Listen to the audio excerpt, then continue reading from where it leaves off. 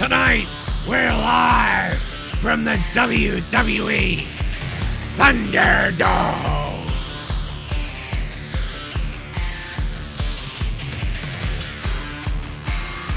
The World Wrestling Federation is live from the ThunderDome.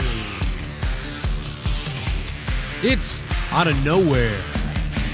And I've got some gigantic lump of dung in my pants. And so doesn't Jake.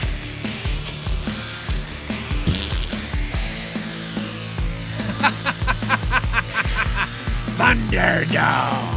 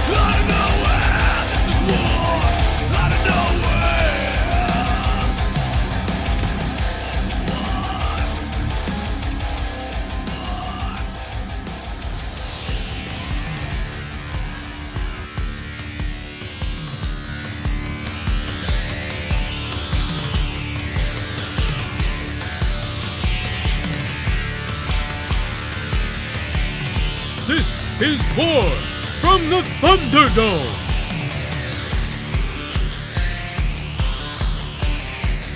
We love China.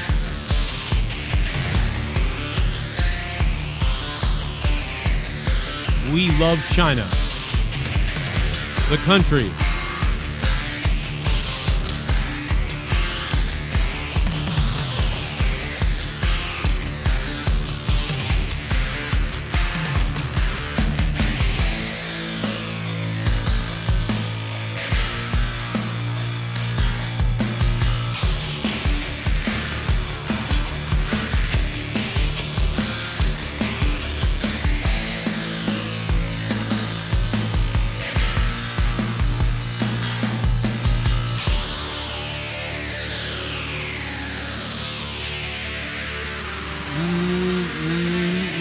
There's nothing like a cracker eating a cracker. Let me tell you that.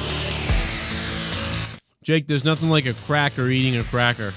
Munch it up, baby. And you gotta talk a little bit, get those crumbs flying out of your mouth. Well, you know, I'm gonna own this.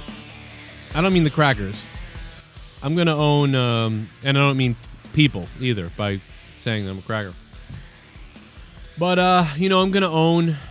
There's no hiding from this. Back in March, February, March, whenever fans were gone from wrestling.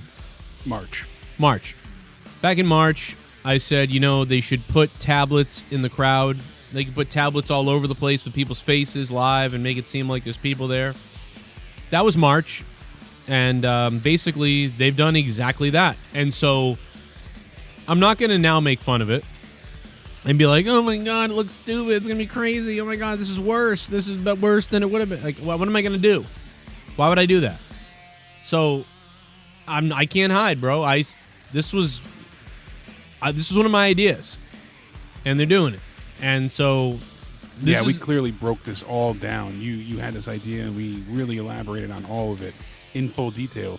I made the joke earlier today. I'm like, it looks like a modern Guess Who. Can it looks like Guess Who you're talking to. I think they should start. Like. I think they should start eliminating people. Are you wearing glasses? Just think, just popping them out. And they said earlier, if anybody leaks photos of this, they're losing their job. So people in the test themselves were live streaming the test while they conducted a test today for the Thunderdome. That's how people were they allowed to though? Maybe they were allowed. No, to they weren't supposed to, but they were just live streaming it. So this whole thing's a leak, basically. Basically, yeah. The staff was warned, if you leak anything, it's your job. So wow. Well, I mean, Dave reminded us, Joe, you actually suggested this for use in Impact Wrestling 2 years ago, and that's true as well. What? When we were talking about the deletion stuff, you brought this up, as it would be cool to have fans watching live while they did the, out of arena stuff. Oh, yeah, I guess you're right. I mean, so like, listen, if it's not good, I mean, the only defense I'm going to be able to have is if they do it badly, and I'm like, I would have done it differently. But from what I'm seeing, I mean, that's kind of what I said to do. So, I mean, listen, if it sucks, I'm not going to pretend that like, oh, I don't know what I'm talking about. They're stupid, No, I'm going to be like, you know what? I was wrong. I said it was going to be great. I was wrong. I am wrong. It seems like it'd be a good idea in theory. We have to see the practical application of it, but it is a technical marvel. I was talking to Spaz about this earlier. When you look at it from a technical standpoint, think about, you and I just broadcasting, talking on Discord or Skype and the problems that you have. They're going to be having hundreds of connections coming in, uploads and downloads, high packet data being sent all simultaneously while they're, broadcasting a show, and they got to keep an eye on all these people. They did say that if you do anything that you'd be deemed responsible for inappropriate, that if FCC fines can be placed on the individual, not WWE. So if you flipped off the camera or you did something inappropriate, you showed nudity of some sorts, you did something that got by. Wow. If they get fined by the FCC, you have to pay for the fines. That's why they make you register with your real name. It'd be funny if they get DDoSed or like just like a giant dick like comes across the screens. Well, during the test today, they showed what happens if they lose the feed and it goes down, and it just goes to like a solid blue background for SmackDown. So it still looks good. It just looks like a digital arena. Yeah. So it's not the worst thing if they do lose signal. But I'm curious because they said that, you're not to talk, but they can hear you because they have to hear you emote. So are we going to hear these people at all or no? I mean, we really don't know the details yet as far as that's concerned. But basically, the user signs in, and then they watch SmackDown in a portal, whatever show's on. So whatever show is airing at that moment, you watch live as if you were watching the network, and you see your video on screen. I can tell you the first gripe I have. You want the first gripe from me? What's that? They should have done this way earlier.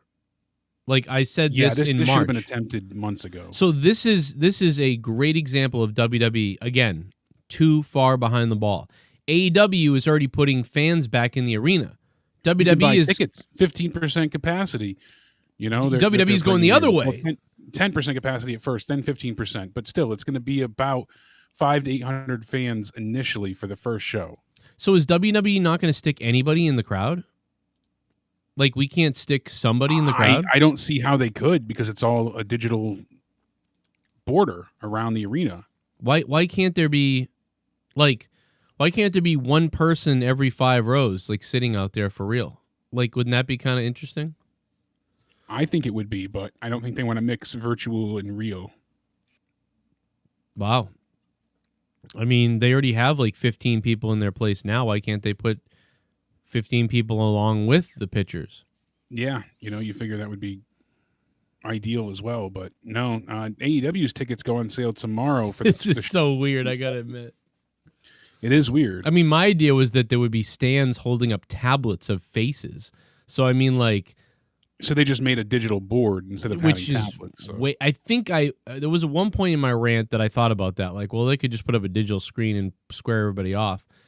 I think. And you can go back and listen to my rant. And if anybody can find it, I would love to hear what my ideas were back in March. If anybody can find the clips of me ranting about this, This was basically it, though. Yeah, the same way that they're using, FaceTime on robots in hospitals for COVID patients. That's kind of the idea. That's where we came about with it. And I think, in theory, it could work. But from what we've seen, or at least what I saw from the technical test today, I don't know. It's leaving a bit to be desired. I am happy that Pyro's back. I'm happy they're out of the Performance Center. Did you see video? I did see some video of it on Twitter. Can I find that? Is there? I will double check it. Some of it got taken down before, so let me go look. Shit. But I want some clips of that. But yeah, there's a lot of fake images, and this was a young girl. She was airing pretty much her entire. A young girl. That means Netflix is going to be looking to abduct her, making her a show. Yeah, they did apologize. After thousands signed the petition to remove the film, then they apologized. But. Yeah. Even someone earlier said that to me. Like, yeah, somebody named it wrong, and they apologized for how the picture looked, but the movie's not even about that. And I'm like, okay. Yeah, I guess sure. Netflix described it very poorly, and they used an awful picture. It's yeah. Yeah, they accidentally posed all four girls like hookers. Like, I'm sorry.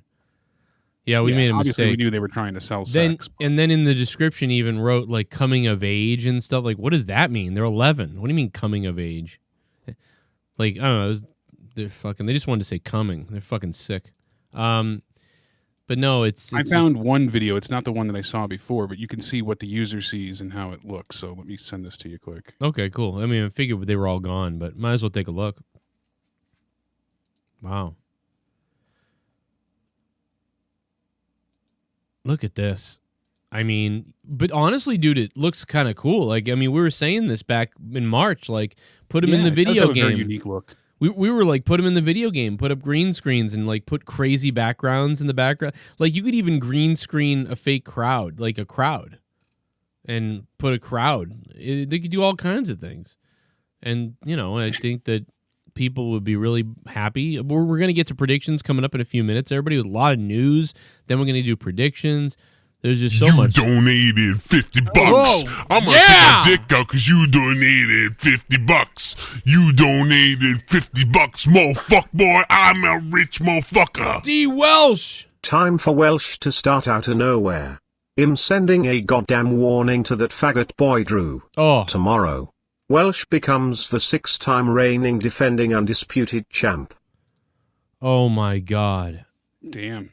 It is on. Like you wouldn't believe. Friday night on Monetize This. Tomorrow night is Monetize This. The weeks are flying by. I feel like Monetize This was just the other day. How does this happen? And ladies and gentlemen, D. Welsh is coming for that title. But guess what, D. Welsh? He wants the belt. You're going to have to take it from Drew. You're going to have to take it from Drew, D. Welsh. Can you take the king's crown away from Drew on Friday night on Monetize This? D. Welsh, can you do it? Finally managed to steal Super Sexy J. Come hang with us live tomorrow night after SmackDown. Yeah, baby. Recorded predictions. I'd love to come hang with you, but I think I'll be doing Monetize This or whatever. I might be live though too, but I'll try to do something, but I don't know, man. It's going to be hard with everything. Obviously, tomorrow night being ThunderDome, I'm going to have to talk about this, so I'm probably going to be live, but yeah, definitely really curious to see how this works out though. I want to see it in action, like I said, the video I sent you on Facebook, it's interesting to see, what the user sees. You fucking are leaving me for him, you cunt. We already recorded it. It's done. But still, fuck you. Spaz Phoenix, thank you for the donation, baby. I can't be stolen. But yeah, no, I'm going to end up borrowed. Right. I'll check it out after I'm done, but I'm probably going to end up being on because I have to go live to talk about this. Like, this is going to be... I figured as much. I mean, this can't be avoided. This is such a this is crazy. Topic. This is their Hail Mary to bring... Vince has been reportedly backstage very happy. He's been elated. Ever since they got the deal to go through with the Amway Center, Vince has been just much more joyous, and his mood has improved backstage. Really? Because he feels like this reportedly, allegedly, is going to be what brings back all the fans. What? He said, that the time for COVID to basically hold them down is all but done, and they're going to start getting the fans they lost back now. This is the step in the right direction. So this is what Vince believes. So it really could be something special if he's that confident about it. But I don't. What if it's great? What if it is great? I think it will be kind of cool. I don't think it will be like the fans are coming back. Like, I think some will, but not. I don't know. I mean, you might stop slipping further and further. I mean, you might stop that, but I don't think you're going to get back all the fans until there's fans. and you start writing good stories. Until the pandemic's over, I don't see things going back up noticeably. I mean, I hit the nail on the head yesterday. I said NXT would get 850. They got 853. Oh, yes, the numbers are in. So 853,000, and they pulled a .24 in the 18 to 49 demographic. So that's good. That's crazy because we said anything below 800. You were like below 850, but 800, anything below 800 would have been just like, you better get one of the highest ratings you've gotten. That's the highest rating all year, I believe, right? So that's for this year so far, I believe that is correct. So there you go. And like I said, they got a .24 in the 18 to 49 demo. Last week they got a .16, and they had 619,000 viewers. So they're up over 230,000. You absolutely should get more than 800,000 viewers when there's no AEW. There was no AEW to compete with. If they drew a 700, there would be a certain amount of people to go back and forth between the two shows, and it seems like there's about 300,000 that turn AEW or NXT off for AEW, and there's about 250,000 that turn the opposite. My idea yesterday, my idea was half don't even check out NXT, and then the other half of them end up watching NXT. So, that works out to about, because if you're doing 800,000, you figure by 400,000 is half, so 200,000 would be half of that half. So a quarter of your viewer base they went up about 230,000. So it makes sense. Right. It does. It really does. And so, perfect. And same thing with AEW, but not as much. I think a lot of people, if NXT wasn't on, AEW, you might get an extra 100,000 or something like that, maybe. So maybe you get an extra. Not as many people tune over the other way. Yeah, so, but if NXT did a 900K night and then AEW, and then NXT wasn't on, I mean, they could hit 1 million again, I think. I really think. I do as well. Especially if it was like on a night where they leaked out Bischoff was going to be there, even though they didn't mean to leak that out. That got leaked out, but, if they meant to leak it out. So, wow, 850 for NXT, best rating of the year because no AEW. Exactly. 853. Well, that's what happens, man. No AEW. And you know what? Honestly, I gotta believe, despite Jericho sharing the fireball last week, and despite this week, I really think a lot of AEW people saw this and went, yikes. Like, I definitely like AEW better. Yeah, people that gave it a chance or wanted to tune in, I don't think this was the week to sell them on why they should be NXT fans. Right. Yeah, this was a not good showing of what NXT can do. D. Welsh, thank you very much, man. $50. You are, right now, the largest donation and the king of tonight. Not the king of the wheel, though. That's Drew tomorrow night on Monetize This, but you are the current champ. Largest donation. King Drew. Hell yeah. What a home run, Drew. As far as AEW goes, I mean, they should be getting over 1 million if they don't have competition. And it'll be interesting to see because there's a few shows coming up where AEW has to move because of NBA, and NXT is even moving 1 week as well coming up. So they won't be on that Wednesday. They'll be on a Tuesday night, I believe. Why is NXT moving? Do they have NBA too? I don't know what they have. They have some scheduling conflict though. So they're going to be on a Tuesday instead. Remember when Raw used to take a break because the puppy show was on? Yes, the Westminster Dog Show. I used to hate that because it would come on at like 1 a.m. Oh God, it was. You know what's even more messed up is today. I don't know if any of you guys know. If you're a patron, you know because you got part 1 and 2, and if you're a Evil Spectrum member, oh my God, I think I just realized something, Jake. What's that? Oh my God, no. I think I deleted our Matrix talk. Oh no. I'm going to shoot myself in the head. I really think I deleted it. Uh-oh. Oh no. I'm going to freak out. Oh my God. Like me and Jake did a 1 hour podcast on the Matrix and it was great. Yeah, it had some great takes. And I think I deleted it. I'm going to shoot myself. But anyway, I'm going to try to look up how to recover Audacity files. I don't know if it's possible. I don't know. Anyway, while I worry about that in my head, we did do a Batman part 1 and 2. I did part 1 and then Jake joined me for part 2. Those are up on Evil Spectrum 3, my other YouTube channel. So if anybody wants to hear us talk about the Batman and the new Batman movie, we really went into it. 38 minutes on part 2. I did 20 minutes on part 1. Listen to both of those on Evil Spectrum 3, my gaming and other dorky stuff channel. And then right after we did it, guess what came out? The new logo, but after we recorded.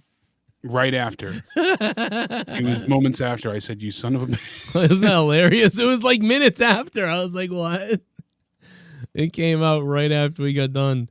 That's so funny. And I don't know if I'm ever going to be able to recover that Matrix talk. We'll have to do another one, but that would be a shame because we really nailed it. Like we talked about Lawrence Fishburne not being called back. Yeah, and they had a bit of news saying Ben Affleck will return as Batman in the Flash movie. So that was the news that came out afterwards as well. I was like, wow, fandom reported that right after the fact too. It was like 8 hours ago. So apparently there may be a way to do this. 4 o'clock. I was like, wow, that's something. Right after we wrapped up, they released the poster for the movie, the first look at the logo, the teaser poster, and they let you know that Ben Affleck's returning as Batman. Come on. At least we'll have more to talk about, but it was just like, are you kidding me? That's pretty funny. That is pretty funny. Yeah, hopefully I'll be able to recover that. I'm looking up ways to do it, but I said no to saving it, so I think it's fucked. I was like in a rush starting the show, and I'm like, what are these Audacity files? And like right as after I saved the Batman ones, like something happened in the house, and I got up and walked away. And now I'm thinking I really deleted it. Dude, I'm going to flip out. That was an hour long or something. Yeah, we talked for a while. Oh, my God. We're going to have to do it again. We could do it again, but... We will have to do it again. We had so many good things. No! I can't get over it. Oh, no. I always laugh when somebody else does that. And it's not one of those, just recreate, we'll have to... Oh, my God. Cover that in some new news. I'm going to have to write down what we talked about.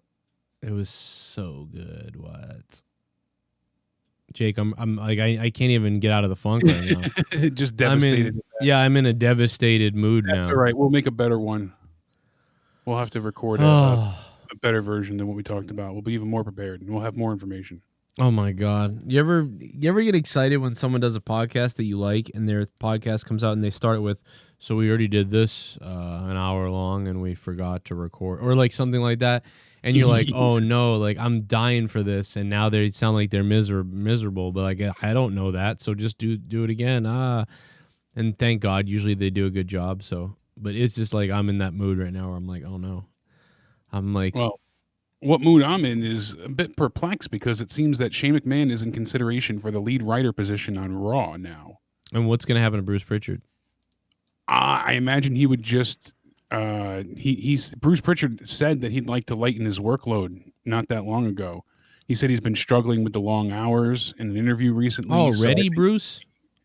Already, Bruce? Between Raw and SmackDown, that's a lot. So, yeah. Oh, yeah. I mean, they shouldn't have had the guy running all of it. He was probably Alex McCarthy of Talk Sport said that Shane is being considered to take Raw off of Bruce Prichard's hands, leaving him to concentrate on SmackDown.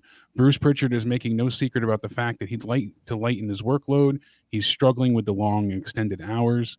So, but it seems like instead of not Triple H, not Stephanie, it's going to be Shane McMahon. So I wonder if they tested the waters to see how people would feel with Shane back with Underground. And once he got a kind of, mixed reception that wasn't all negative, they were like, yeah, sure. Let's keep going with it. That's bizarre. It is a bit concerning, though, that they're turning back to Shane so quickly.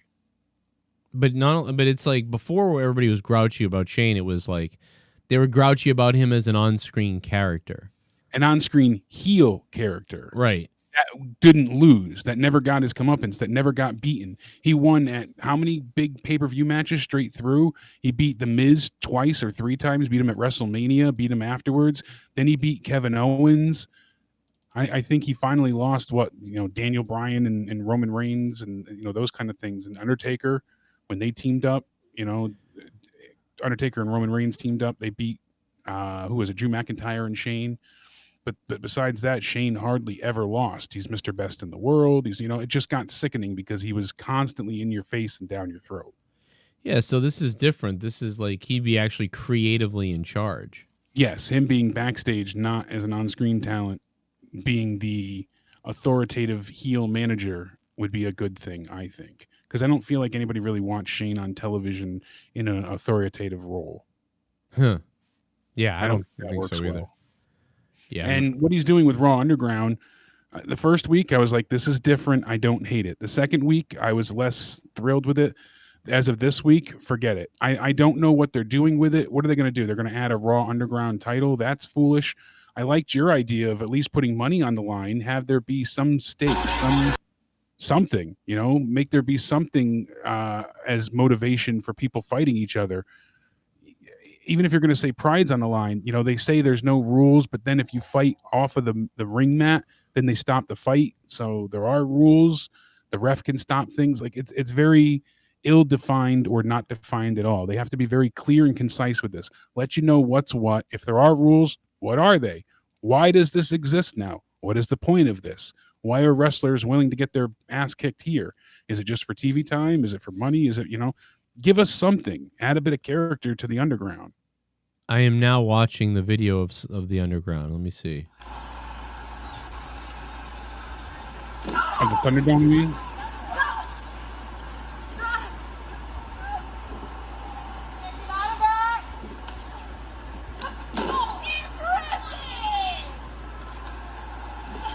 It's weird.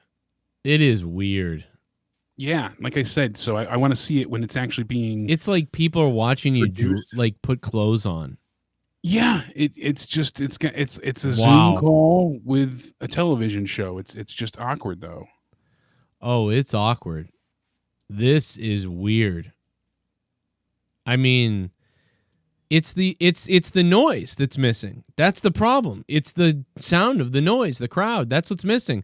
A lot of people, I've always said this. It's the problem isn't like it's like somebody who gets a you can get like a $30,000 TV.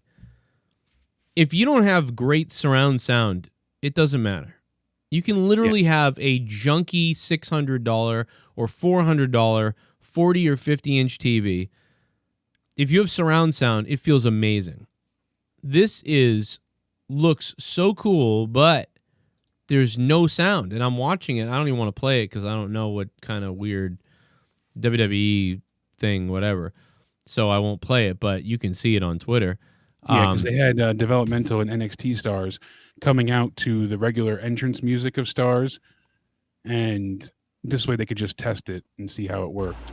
And they had 2 matches, I believe, altogether. But there's no sound. I mean, there will be announcers, and so Yeah, a lot of the quiet will be taken out. There will be a conversation going on. If you could hear the people at home, or a kick to the stomach right there and a side headlock on SmackDown Thunderdome. There's about 7,000 creepers watching off the ropes and a short tackle. Nice titties. I'd start vaping and I'd be thrown off, like that would be. Yeah, I would lose after. And there's like a little face thing to keep your face in the hole. Like there's a little tracker thing that says where you're supposed to have your face, and this dude looks like totally disinterested in it. Like I don't give a fuck. I'm not putting not lined up at all. I'm not putting my face there.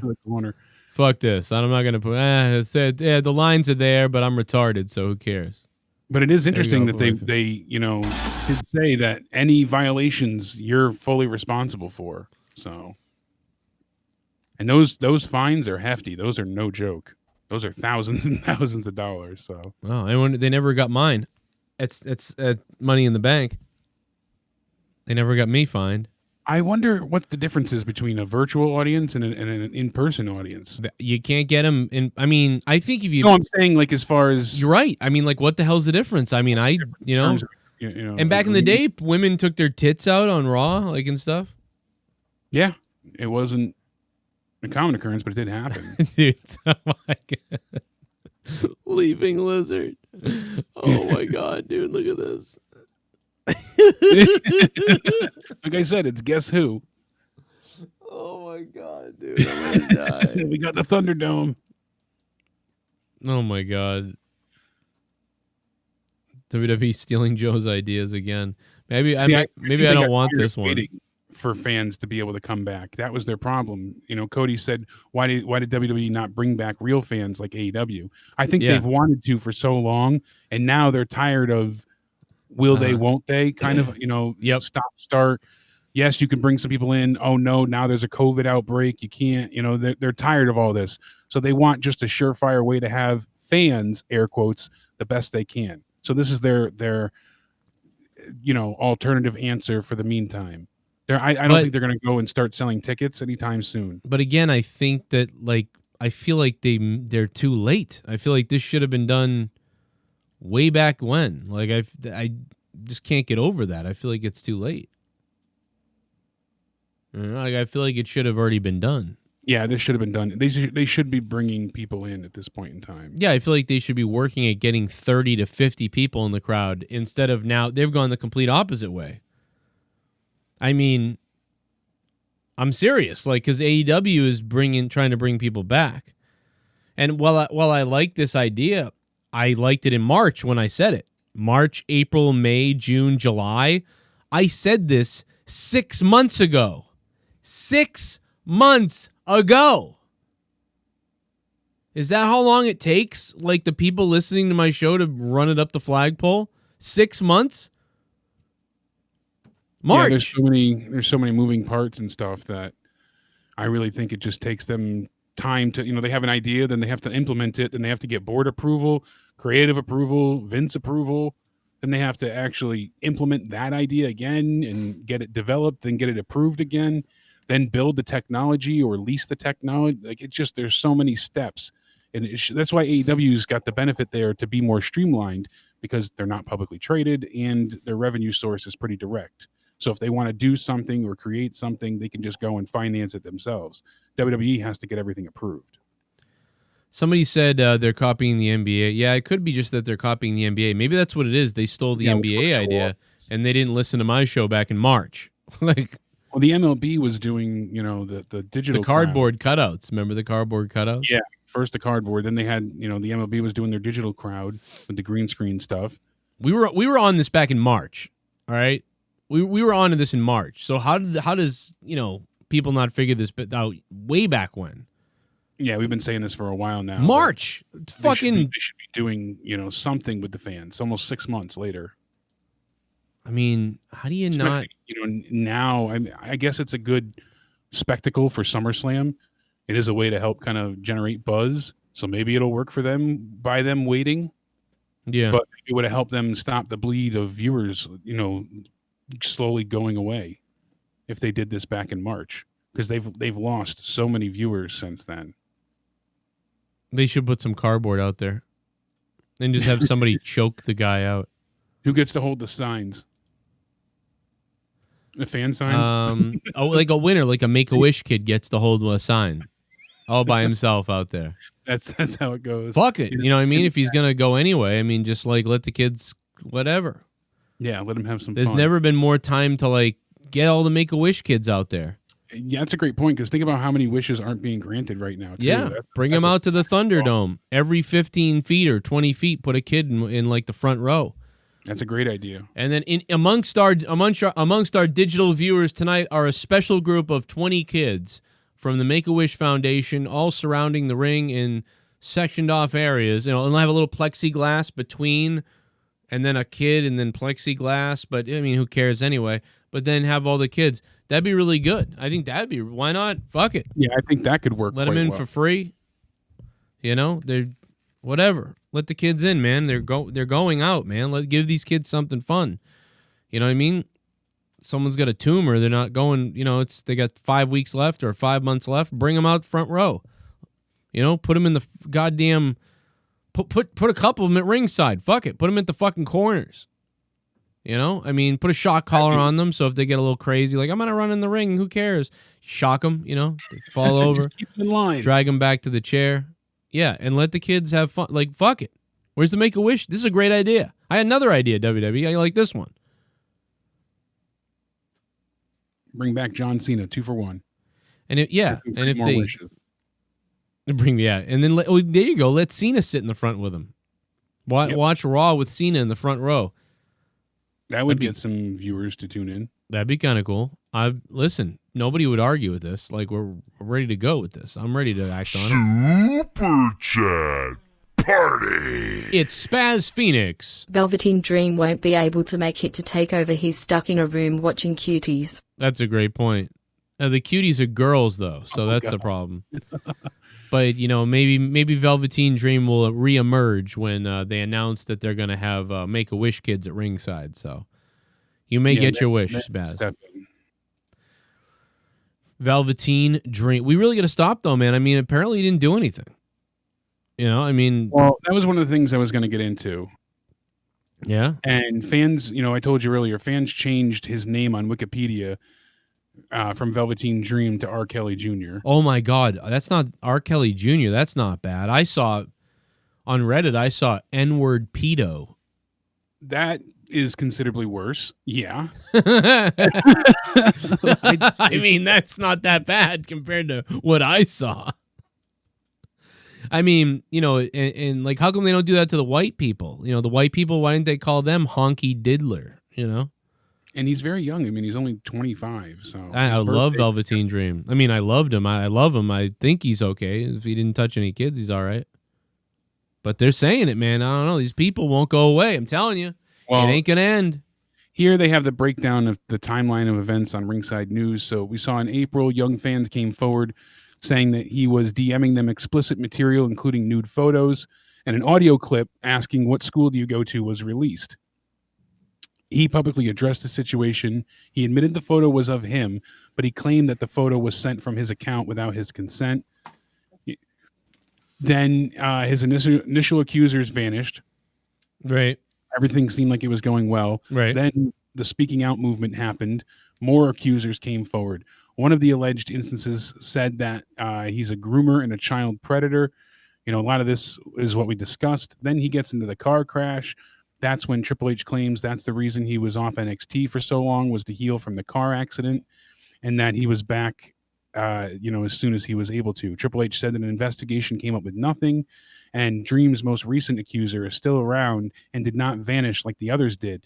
The accuser spoke out and stated that WWE never contacted them about any investigation. So that's where we're at this point. There's actually a petition going around at this point in time to have Velveteen Dream removed off of TV. Jesus.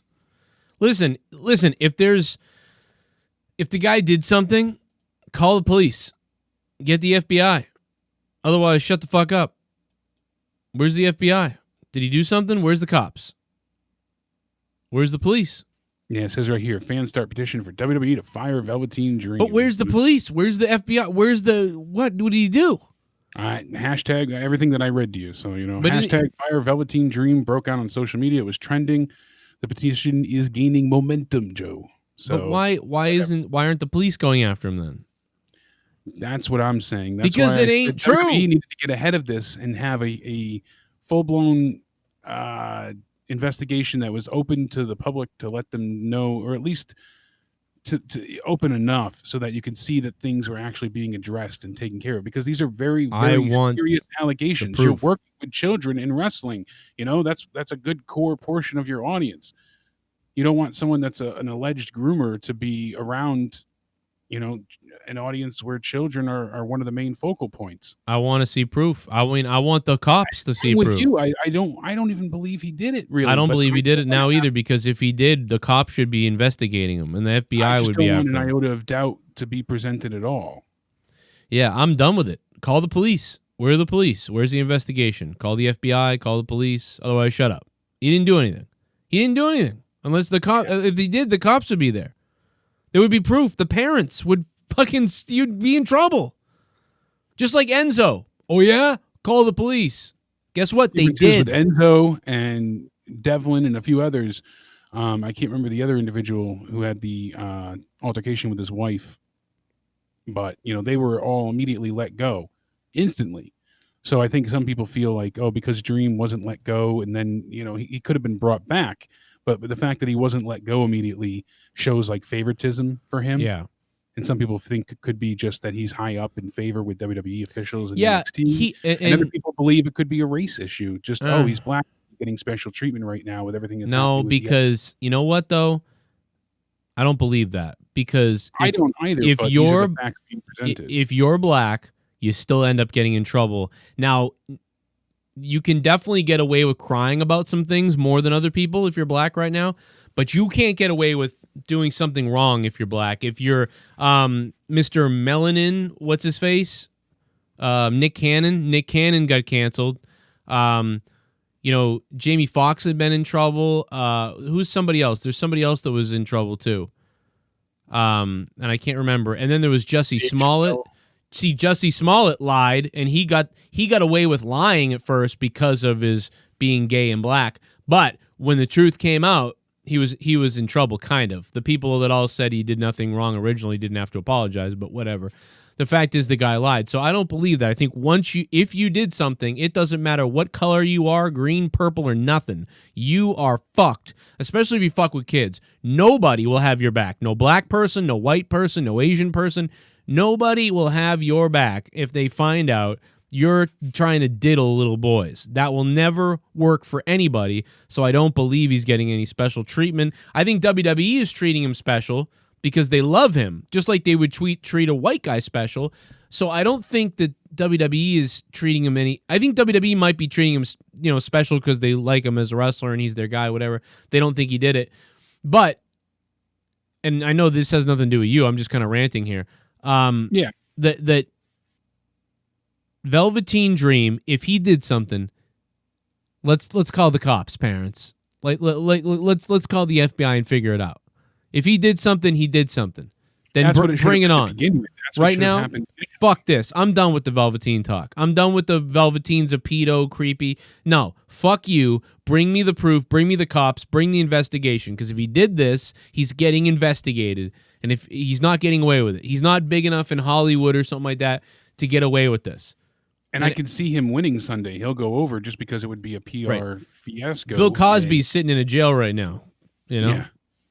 Bullshit. No doubt about it. But what I'm saying is I could see them utilizing all this tension and heat right now and having him go over in the ladder match because they don't want people to like him anyways. He's a heel. So good. You should be booing him. That might be their mindset. I really liked him as this mysterious androgynous Goldust type. Yeah, he was better as a face and better in that. I don't know if that makes him a face, but I just liked that. I liked that face character that he was portraying. I think that was better suited than a heel role for him. Yeah, I kind of like the walk the line. He was more an anti-hero than a straight up heel, but it worked. I don't normally like the middle of the road guy, the tweener, but he's one guy that I kind of liked as a tweener. Like he's kind of a heel, but people like him, so he's not like a dastardly psycho heel. He's just kind of fucking weird. I like that. That's me. I don't know. Bill Cosby didn't do shit either. I think he did do shit. All right, bro. Pretty sure Bill Cosby did shit. Pretty sure everybody in Hollywood knew for a while that he raped women, and then eventually it caught up with him. So I'm pretty sure Bill Cosby did what he did. Yeah, he was convicted. It's too bad because at one time we had a big list on this show of the best TV dads. And in this bullshit SJW society that we have now where everybody's going to be like, it's going to be a minority. Back in the day, we had the best minority role models. We really did. You think about it. In the 80s and the 90s, we had the Cosbys. And in the 90s, the early 90s, we had the Fresh Prince of Bel-Air. And in the 90s, we had Family Matters with Steve Urkel. Steve Urkel. And Carl Winslow was a blue-collar cop who took care of his family. And Harriet worked too. And Phil Banks was a fucking lawyer. And he made money. And then became a judge. And he became a judge. It was a judge, really, is what I meant to say. And then... Well, he was a lawyer first, then he became a judge. Bill Cosby was a fucking doctor. The shows were great. And we were trying to think of the best TV dads, Jake. And I think... And think about it. Think of the best role model TV dads in the 90s. Who the fuck are they? After those three guys, who are they? And I came up with Al Bundy. The white guy, Al Bundy, is a fucking jackass shoe salesman. Think of the three black guys I just named and what they did. Think of Al Bundy. Who's the other guy? Tim Allen? I guess Tim Allen. He's like a local cable star, home improvement guy. Would you want Tim Allen to be your dad? I don't know if I want Tim Allen to be my dad. I'd fucking go with the doctor. Or Phil. Yeah. Or Carl. The judge, the lawyer. He's a cop. Yep. What were the white TV dads that were good? I mean, Homer, but they're yellow, so they're Asian. But no, so I mean, like Al Bundy. I mean, maybe like in the 80s, like the Silver Spoons or something, like somebody like that, or the Seavers. Yeah, Mike Seaver. Full House. I guess Danny Tanner from Full House. Okay, there's one. He had to raise talk show host. That's right, a talk show host, raise his kids by himself. His wife is gone. You're right. Danny Tanner's a good one. He's a white guy.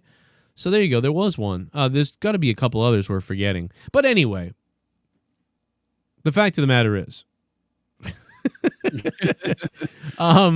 the point is that, you know, there was a lot of really big, good role models on TV back then. I'll tell you that. Dan Connor from. Okay, you're right. That's a great point. That's another one. That's a good one. Dan Connor from Roseanne. That's a great one too. That's a good one. Dan Connor. Step by Step. I don't remember. Yeah, Red Foreman from the '70s show. That worked. He was a good dad. You know. Oh yeah, but that was that. Did that come out in the '90s? Late '90s. '90s. Like 99. Yeah, Growing Pains, but Growing Pains was more 80s, I feel like. Anyway, Red Foreman was kind of a good dad, but he was like anyway, we're getting way off track of wrestling. Started in 1998 and ended in 2006. Yeah, so I guess I wasn't considering that 90s though, honestly. I'm not really either. 'Cause only 2 years in the 90s. That Before 70s show. Predictions. One of the other things Dave wanted me to bring up, and I wanted to know how you felt about this. Obviously, we talked about, you know, Jackson Riker, when he tweeted out basically his support for Trump. And obviously, it's volatile times. Black Lives Matters protests were really sweeping the nation, and the tweet was not well received. Well, Dave Meltzer let it be known this week that WWE was planning to put the SmackDown tag team titles on the Forgotten Sons. Then Riker's tweet destroyed any hope of that happening. Meltzer says they were going to get them the tag titles, and now we haven't seen them, nor we don't know if we will. That was an unfortunate tweet for sure. I mean, so listen. Now, obviously, Nakamura and Cesaro are the tag champs. They took those belts off the New Days, Kofi and Big E. So I talked about it the day it happened because I was watching in live, like the Twitter reaction, and I was like, oh my God, these guys' career is over. All because of this tweet. All because he basically tweeted, like, I'll always stand for the flag and, like, God bless Donald Trump or something like that. What did he say? Do you have it right there? But it was something like that. I'm trying to pull it up now. It was basically like this. It was something like, for the POTUS we have, God bless America, built of freedom, forgotten no more. That's all he said. That was the one I'm seeing. I swear to God, he said something more like I'll always stand for my flag or something. I love Donald. God bless Donald Trump and God bless America. It was something like that. But even that's not bad. It was just the timing. Yeah, Batista was lashing out saying, you know, supporting a fake president who is inciting violence and posing with Bibles. But who's the fake one? The guy who tweets his honest feelings that I may not even agree with. But the guy who But he didn't tweets say anything. He said, "I'm thankful for the president we have. God bless America. Built of freedom, forgotten no more." So because he included his, kayfabe catchphrase in there, that's the issue. I don't know. I mean, really, This is retarded. I mean, I don't even agree with this guy probably on most things. But why is he? Why? Why does this happen? What? Because the guy fucking tweeted he likes the president, and by the way, Vince McMahon's wife worked for the president. So what the fuck? yeah. And then Batista, former WWE champion, is sitting there openly mocking Trump. And I don't support Trump. Yeah. I'm not an advocate Trump supporter, but that's wrong. So you can have Batista go ahead and lash out at Trump, and that's okay, and call him names and things like that. But this person shows support, and you're going to go ahead and completely demolish their push in wrestling? Yeah, I don't get it. Point where we don't see them on TV anymore at all? Yep. That's really... We that's knew. bad. We knew right away it was from this because it was obvious the day it happened. This was what, 2-3 weeks ago? Maybe 3 weeks ago now? This was a little while back, but the beginning of July, I think. I talked about it the day it happened. The day it happened, I talked about it. I said, well, they're done. And no, excuse me, it was June 1st. It was even further back than that. It was even further back, yeah. You can find my, video or whatever from that day where I talked about it, whatever. Actually, when's the date of the tweet? Do you have the June date? 1st. June 1st. Okay, so I know that I talked about it. And it was obvious because it was like, well, they're done. They're I just said that on the tweet. I didn't see the backlash yet. Night, so it was what? Monday night. It was a Monday night, yeah. So it was talked about that night, no doubt about it. You said June 1st. Okay, I'm going to find it. We got June 14th, June 3rd. Ryback leaves angry voicemail. The Rock calls out Trump. Here it is. Yeah, Ricochet lashed out as well. I mean, a few different wrestlers Ricochet did. lashed out. Yeah, a few people really, I didn't think he was too comfortable with lashings. Sorry, it had to be said. No, I love Ricochet. How about the fact that the springboard super kick to his head with Adam Cole has been, I don't know why, but it's trending around everywhere again. Like the Ricochet when he gets kicked in the head and does that big springboard, that Asahi moonsault like springboard.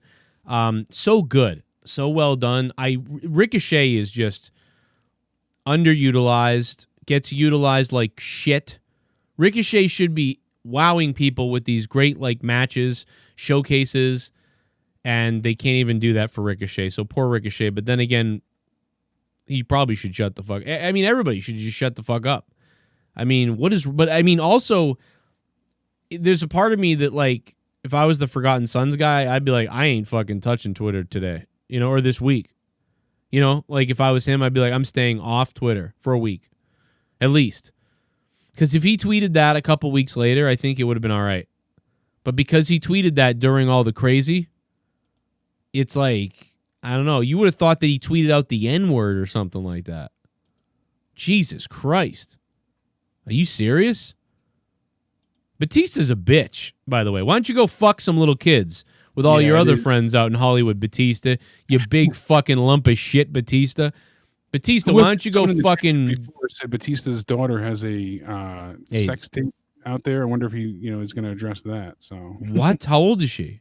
I don't know. That's what I was... Yeah, I was you degenerate piece of garbage, filth, anarchist, fucking Marxist, anarchist, sick pedo Hollywood, rich, creepy, kid-touching, fucking party-passing, puffing drug lord, smuggling, big, rich friend scumbags, manipulating the United States and keeping everybody poor. Batista, you fake tan piece of shit. Shut the fuck up and stop ruining people's careers because you've got so much money you don't have to worry about yours anymore, you fucking goddamn Hollywood pedo supporter. By the way, isn't he the guy who came out and defended and supported the fucking director who said he wanted to fuck little kids or something on the fucking Guardians of the Galaxy movie? So Batista likes to fuck little kids, maybe. Maybe that's what's going on. Maybe Batista wants to fuck kids with James Gunn. Maybe that's what's going on, you fucking Hollywood pedo fuck. Maybe that's what's going on. Maybe you and James Gunn want to fucking stick your cock in some 7-year-old. Oh, God. Maybe that's what's going on, Batista, or your fucking bow tie, your fucking pedo fuck. Maybe that's what's going on. Maybe we just figured it out. Oh, God, James Gunn said he loves the president and God bless America. Let's fucking flip out over that. But you know what? James Gunn said, hey, I want a little boy's dick. Oh, I'm going to defend that. He's a good guy. Yeah. Yeah, That's a little fucking weird, isn't it? I find that a little fucking strange, you Pee Wee Herman dressing diddle fuck. I'm sorry. Think about it. What? I mean, you're not wrong. It's just gotta love it when you're fired up. But remember, James Gunn said stuff about little kids as a joke, allegedly, which I do believe. People say stuff weird about kids. I've even said weird stuff back in the day when I was younger, made jokes about all kinds of weird stuff when I was a kid. I think James Gunn was like in his early 20s or something. So I agree. People say this stuff. They're not joking. They're joking. But how come Batista is so fired up over God bless America, I love Trump?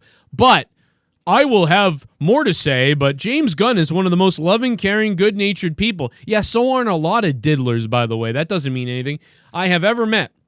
He's gentle and kind and cares deeply for people and animals. He's made mistakes, we all have. I'm not okay with what's happening to him. But you're okay with what's happening to a guy who says, God bless America, I love Trump.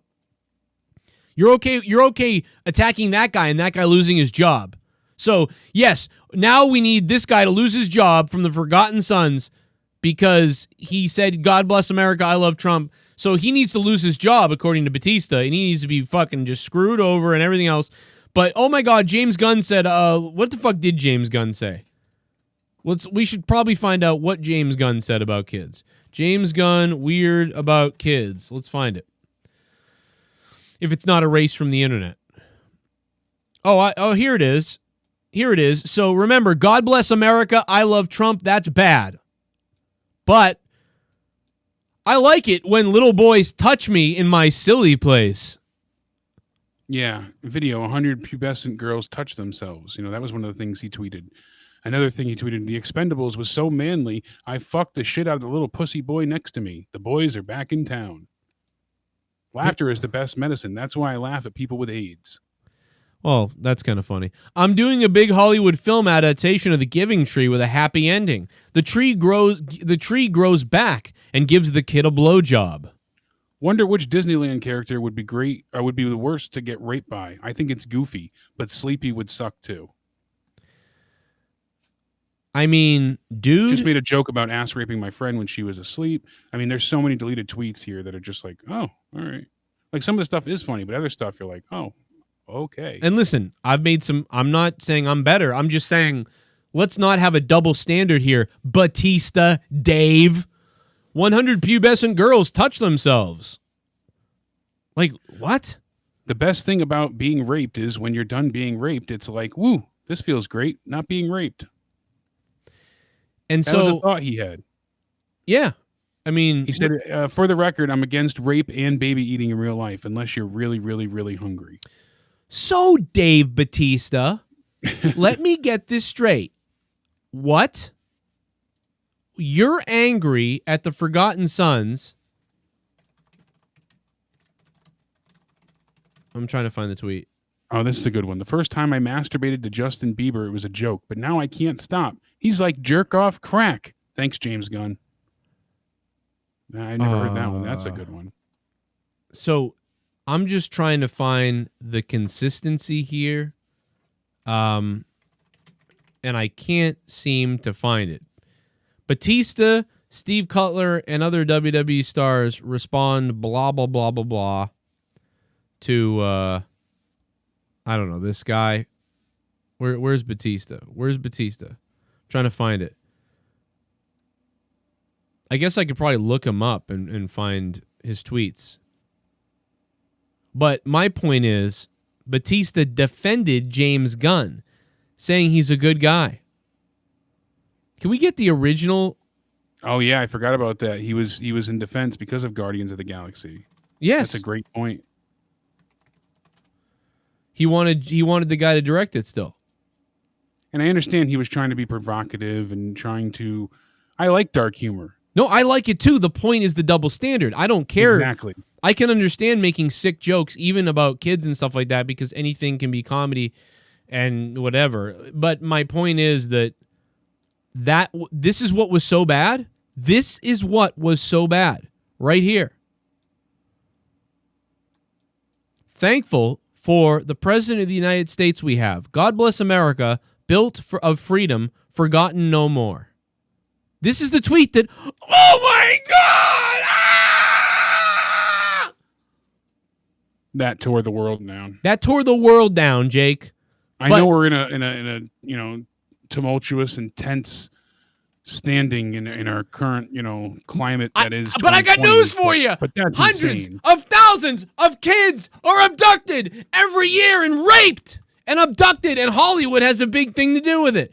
Hundreds of thousands of kids, fuck white people and black people, hundreds of thousands of children are killed and abducted every year. No one gives a fuck about that.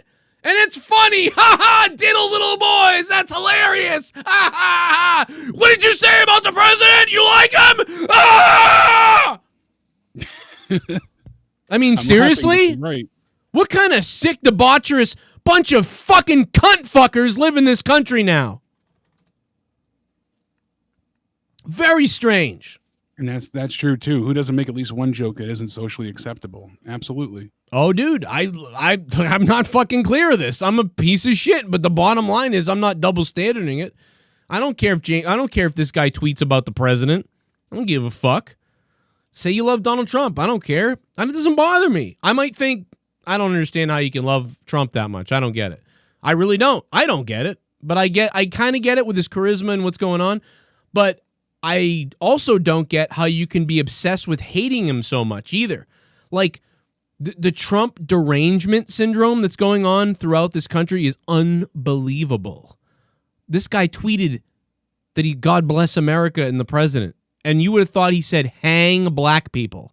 You would like, what the fuck did he say? Exactly. I'm like, oh my God, what did he say? Oh, he just said that? Well, who gives a shit? How many people said that about Clinton? George Bush? Obama? How many people said it? It's just the fucking president. Yay, God bless America and God bless Obama. What? Who gives a shit?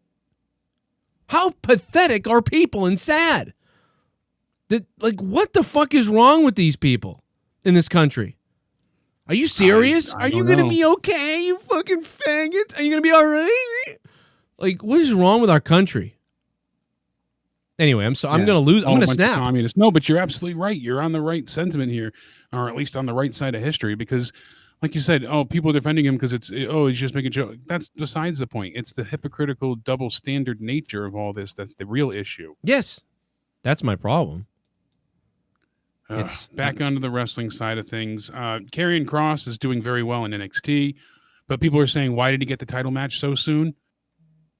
Well, Triple H says directly, it's because he's a sponge for the business and for learning from it. And it's one of those things about him. He's constantly asking questions.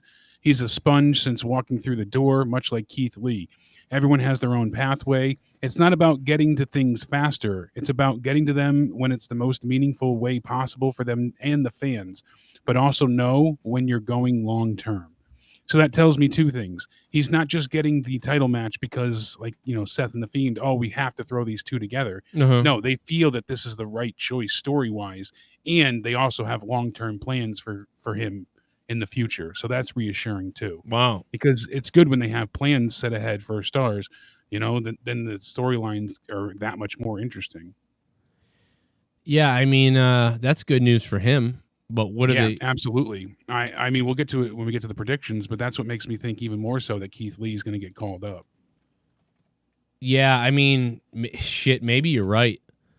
Because that's the only reason I could see,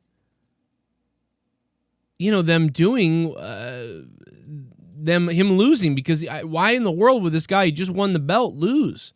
Yeah, because it seems like they just wanted him to be a transitional champion. In my mind, the way it makes sense the most is that they wanted Pat McAfee and Adam Cole to have their SummerSlam TakeOver 30, SummerSlam weekend interaction match.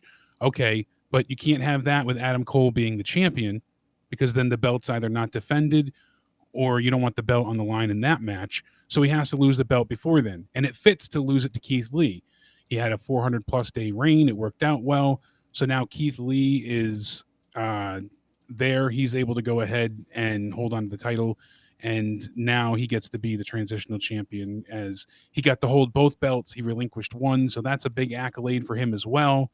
So he gets all these different, shining moments to bring with him to the main roster. But Vince has wanted him since Survivor Series. We've known that. Right. Yeah, Vince has wanted this. He's wanted Keith Lee since Survivor Series? Yeah, since last year? Yep, since he had that great showing at Survivor Series. Wow. He's wanted to plan something with Keith since then. That is... As I'm gonna Bless sneeze. you. That's a allergy. That's really interesting. Because... Yeah, maybe he is coming up then. Can I change my pick now? Or I guess we didn't give our picks, huh? we didn't get there yet. So, but WWE did cancel a big return. They were going to have Paul Ellering return to be the manager for AOP Again. But unfortunately, AOP got injured and the coronavirus stuff happened. So it was just like a double negative basically, and it didn't work out. Right. It just wasn't in the cards. But it would have been interesting to bring him back. I wish they never had Akam and Razor leave Paul's tutelage. Yeah, they were terrible with Maverick. AOPP damaged them irreparably. They started to come back a little bit with under the guidance of Seth Rollins, but with the injuries happening, they just weren't able to keep up that momentum, and it fell flat really quickly. So now we haven't seen them for months on end, and they're basically out of sight, out of mind. Yeah, they're really going to have to maybe return, and the injuries kind of ruined their careers, it looks like. I mean, they may have one more chance, maybe. The bit of good news here as well, getting through a few more quick stories before we get to predictions, is that sources in Orlando say that they're starting to bring back many of the backstage road employees who have been off. Ooh. So the intrigue of the Thunderdome has staff excited, and there's a lot of big performance energy this weekend for the show. So that's a good thing for the shows, I should say. Yeah, so but people are good. They're bringing people back from that were on furlough. So that's a positive. So a lot of big, positive changes at this point in time. Yeah, unless everybody gets COVID. COVID. Thunderdome coming. Shotzi Blackheart had the police find her stolen car with her gear safe inside. Oh, that's right. I forgot she got robbed. So that's great. She didn't even care about finding the car. She just wanted her gear. She was very touched. She was so cute when she got out of the car and she goes to her car and sees that her helmet was still there. She was very, very happy. So easy, a stalker. A great moment. She was so cute. Relax. She was Relax. very endearing to see her so relieved over a helmet. But that's how much it meant to her. What do you think about all the stalker photos going around where all the people, the guys like grab a hold of the girls' backs and everybody's getting shamed everywhere for hugging up too much on the girls, and that's a bit much. I mean, some of the people that you see, they go ahead and they're like, "Damn, all right, you're way too close to Alexa Bliss. Like you got your hands around their waist and whatnot." Yeah, what are you doing? But if you're just putting your arm around somebody for a picture, yeah. As long as you don't have your hand on their ass, I mean, come on, be mature about it. But you can stand there and pose for a photo. What's the problem? Yeah, that's not a big deal. It's just weird when some of the guys that grab them and some of the guys can be absolute creeps about it, and they make it known. That's for sure. Yeah, it gets a little weird when they get a little weird, And it's too bad that a long time ago when we talk about James Gunn, I know I had a song about James Gunn a while ago. Does anybody remember that? I don't even remember what it's called. But a long time ago. I don't even remember it, to be honest with you. I had one way back. It was back in July of 2018. And I don't know where it went or what it was, but yeah, it was something to do with him being a creepo. I probably recall, but is this it? This ain't it, is it? I'm trying to look now. And so it's NHL playoffs. That's why they're airing NXT on a Tuesday instead of Wednesday. The what playoffs? NHL playoffs on the USA Network. Oh, they're gonna put I didn't know the NHL playoffs were on the USA Network. I guess so. So it says USA schedules NXT on Tuesday instead of Wednesday due to NHL playoffs. What the fuck? Really? I had no idea. I mean, I'll be watching them, but I can't think of a team that I ever saw play on the USA Network. That's crazy. But that is interesting because now Tuesday night we'll have NXT. Wednesday we'll have AEW. I wish it was like that permanently. That's a good rating for USA Network. Yeah. That might draw their best rating. It very well might. I don't doubt it. The NHL might beat Raw. Do you know who's playing or no? No, not offhand. I don't think it's released yet because it's the playoffs. So. Oh my God. Wow. That's crazy. The NHL on USA. I've never knew that was a thing. It's got to be a new deal. Tomorrow night for SmackDown, we have a title match and more announced for WWE this week. So the SmackDown tag team titles aren't getting any love at SummerSlam, it says here on ringside, but they will be on the line this Friday. They're putting their titles on the line against Lucha House Party. So Cesaro and Shinsuke Nakamura will be facing two members of Lucha House Party. Braun Strowman will also be in the ThunderDome. Oh, look out. So we'll see him and Bray go face-to-face, and then we also have more going on with the ThunderDome. So it'll be interesting. I am curious to tune into SmackDown. Yeah, no, I mean, I'm definitely going to cover SmackDown Friday. Like, I hate to do it because monetize this is going to be it's going to be busy Friday night, but I will have something. I may not be live for long, but I'm going to give you something to react to this ThunderDome because this is... Even if you just react to it before, the show goes off the air. Right. That, something, but... Joe AEW is bringing back fans to their show next Thursday. Yes, FPW Wrestling. We actually talked about that earlier a little bit. We talked about a lot of stuff here today. They'll have up possibly to 900 fans. So anywhere from 550 to 800 something. They're doing about 10 to 15%. If 10% goes well, they'll do 15%. They're going to space everybody out. Tickets are starting at, I think, $33 or $30 for tickets. You go to AEWTIXTix.com. And it's for the Thursday the 27th in Jacksonville, Florida is when the next taping's happening. So wow. Won't be a live show. And they said it's in compliance with state and local regulations and CDC guidelines. You have to wear your mask at all times and, things like that. So. Yeah, it makes sense. Wear your goddamn mask. And the last bit of news I have before we head into predictions is that AEW is preparing another rivalry for All Out, and it's going to be Ricky Starks and Darby Allin. So Wait. I'm all about that. Sign me up. Those two that's will great. probably beat the living hell out of each other. And there's some bad blood there with Ricky knocking out Darby, So let's see what happens. Yeah, that could be pretty cool. I love That's Darby, All Out man. September 5th. So can't wait for that pay-per-view. Darby's usually fun, man. He's usually pretty fun. So, and you think about it, the next 3 weekends we have shows because we have obviously this weekend is Takeover and SummerSlam, then next weekend is Payback, and then the weekend after that is All Out. So right, yeah, next 3 weekends you got pay-per-views. Yeah, I'm down with that. This is gonna be a busy as hell month into September. Yes, indeed, September 5th for All Out. So, sad part about SummerSlam, we've already seen half of the card on television. So out of 8 matches, we've seen 4 already on Raw and SmackDown. Oh my God, I think I found it. Did you find it? Come on, feel the boys. Underage boys. They're so goddamn young. They're so goddamn young. So I made a tweet about little boys. I should have known better. But they're so young, young, young. They're so young, young, young.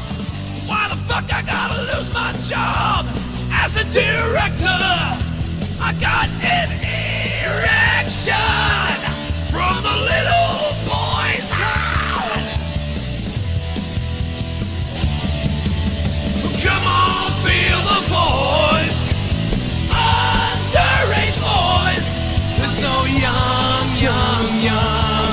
They're so goddamn fucking young. Come on, feel the boys. The underage boys. They're so young, young, young.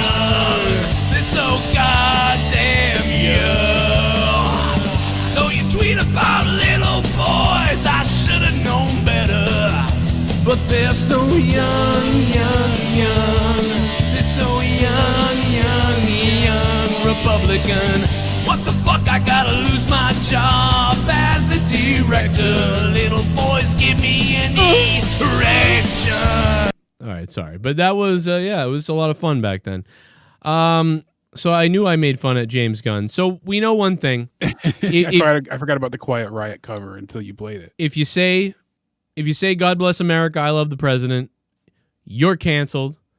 And if you say that you love little boys and little boys blow jobs and all these other things, then you will get your job back as a director. So that's okay. And be pretty much better than where you were. If you say what Roseanne said, you're done. If you say what I thought the bitch was white. That's one of my favorite quotes. The bitch was white.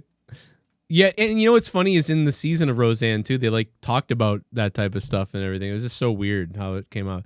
But anyway, let's get on to predictions, I guess. Is there any other little news? We'll dig it up, guys, in the chat. Throw it from my news. If there's something in the chat we missed or you wanted to hear about, drop it in the chat right now. I'm going to play a donation before we get to predictions right now.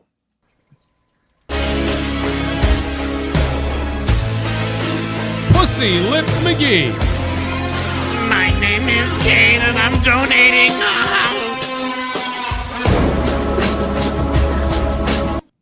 Here goes D. Welsh trying to put himself over. What's up, Joe and Jake? Hey there. ThunderDome is just about as good and getting the thunderclap. This is going to be a failure, Joe. This is going to be a joke. Are you ready for the WWE ThunderDome? Pussy Lips McGee, man, it's great to hear from you. You might be right. ThunderDome. Thank you, Pussy Lips McGee. I don't know, man. D. Welsh is going to have to work hard to try to pull it out Friday night to take that away from Drew. I mean, have you seen how ugly Drew is?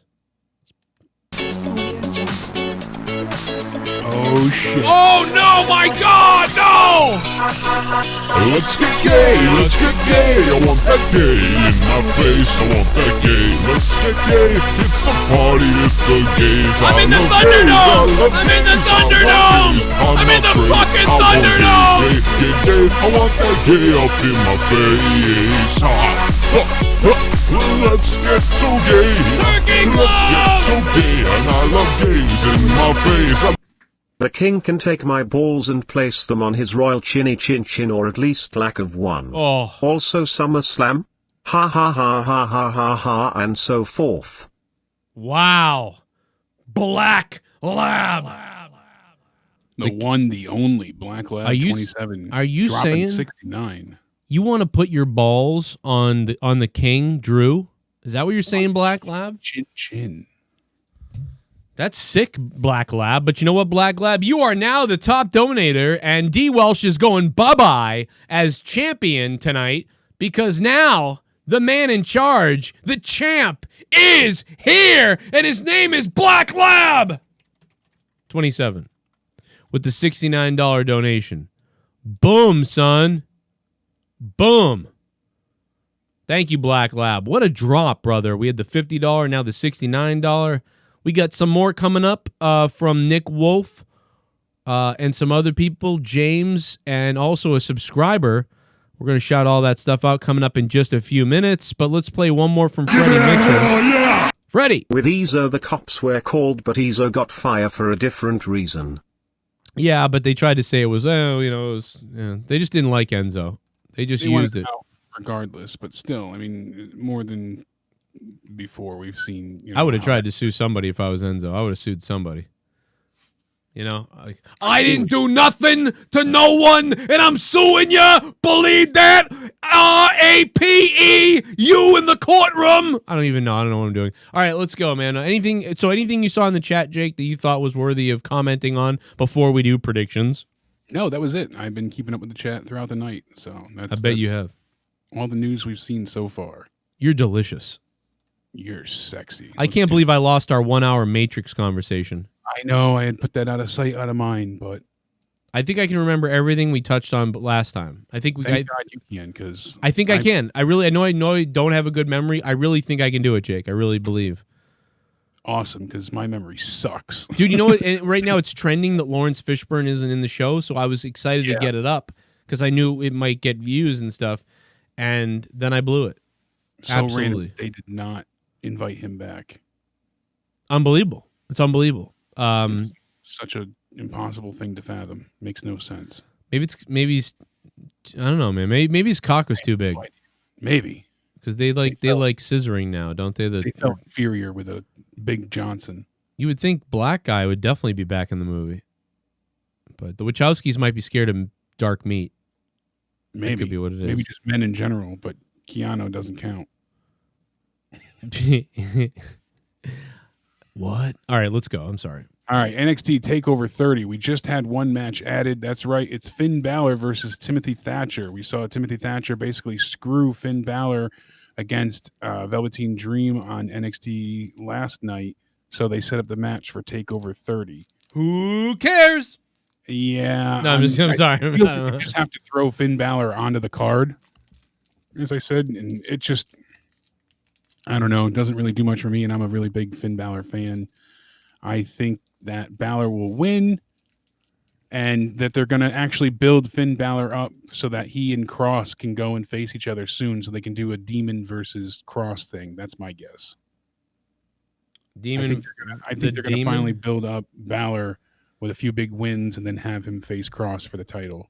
Karrion Cross? Yeah. Because what has, Balor done since he's been in NXT? He's put a lot of guys over. He's had some great matches, but he hasn't really done anything to elevate himself. So if he's not going to win the North American title and not be in that match, then I can certainly see him eventually going for the actual NXT title again. Yeah, I guess so. I'm going Balor, man, because Thatcher's new, doesn't need to win nothing. But it's another kind of big brawly guy that gets a loss, just like the other night with Finn Balor and the other guy, whoever that guy was. Yeah. Who was that guy? I'm terrible with names. That guy lost too, and he's another big brawler guy. Yeah. Christ. It'll come Whatever. to me eventually. It's all jobbers. Who cares? So the next match we have is on the pre-show. It's for the number one contendership for the NXT tag team titles. The tag team titles aren't on TakeOver 30, which is a big surprise as well. No Imperium. So we have Legado del Fantasma taking on Breezango, taking on Oni Lorcan and Danny Burch. I think since Fantasma and Breezango already have bad blood with each other, they're going to distract one another, and it'll give Oni Lorcan and Danny Burch the chance to win. So I'm going to go with those two for being the number one contenders. And they also worked really hard at putting over a lot of other teams, so I think this might be their time to shine. I think I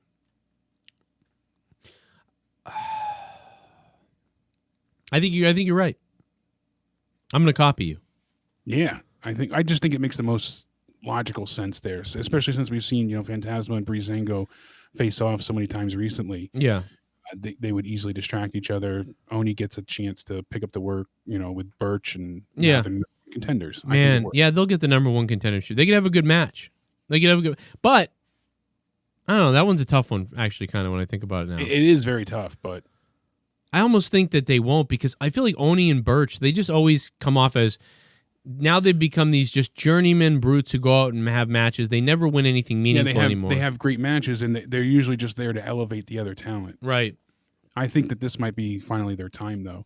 Phantasma could be the number one contenders and then have, each of them have the gold because they could go ahead and get the, the Cruiserweight title. So, I mean, it's not a far, far out of the realm of possibilities for them to win either. But I think Oni and Danny got the win here. Yeah, I think you might be right, bro. I think you might be right. I'm gonna steal it. I'm gonna go Oni and Larkin. Oni and because I like them. So yeah. I'm just gonna pick them because I like them. Absolutely. All right. And then we have the NXT Women's Championship. Io Shirai, the women's champion, defending against Dakota Kai. I love Dakota Kai. I know you do as well on NXT. Yeah. She's been a really entertaining heel. I think that Io Shirai is going to overcome here. She's only defended the title once since she won it at In Your House, and that was against Tegan Nox. So it's funny how Dakota Kai and Tegan Nox are always, basically on the same plane of existence. They kind of mirror each other a lot. And now Dakota Kai is it's the endless battle between those two. And now that we're getting Dakota Kai to go ahead and come out here, I don't think she'll win, but I think it's going to be close. I think that Io Shirai is going to survive a whole ordeal of punishment. I think she's going to get beaten up by Dakota Kai. I think that Gonzalez is going to be on the outside causing a bunch of mayhem. And then Io is going to survive just barely at the end of the night. I think that's what's going to happen. Yeah. Isn't Dakota going heel too? Isn't she a heel? So yeah, she's been about as heel as they can get. And so isn't Io Shirai also a heel? She's more face now than anything, so. She's even got that bodyguard and she's still a face? Io? Yeah. Who's her bodyguard? Well, who's the big chick that came out? Isn't she with Io Shirai? No, she's with that's Gonzalez. She's with Dakota Kai. Oh, that's right.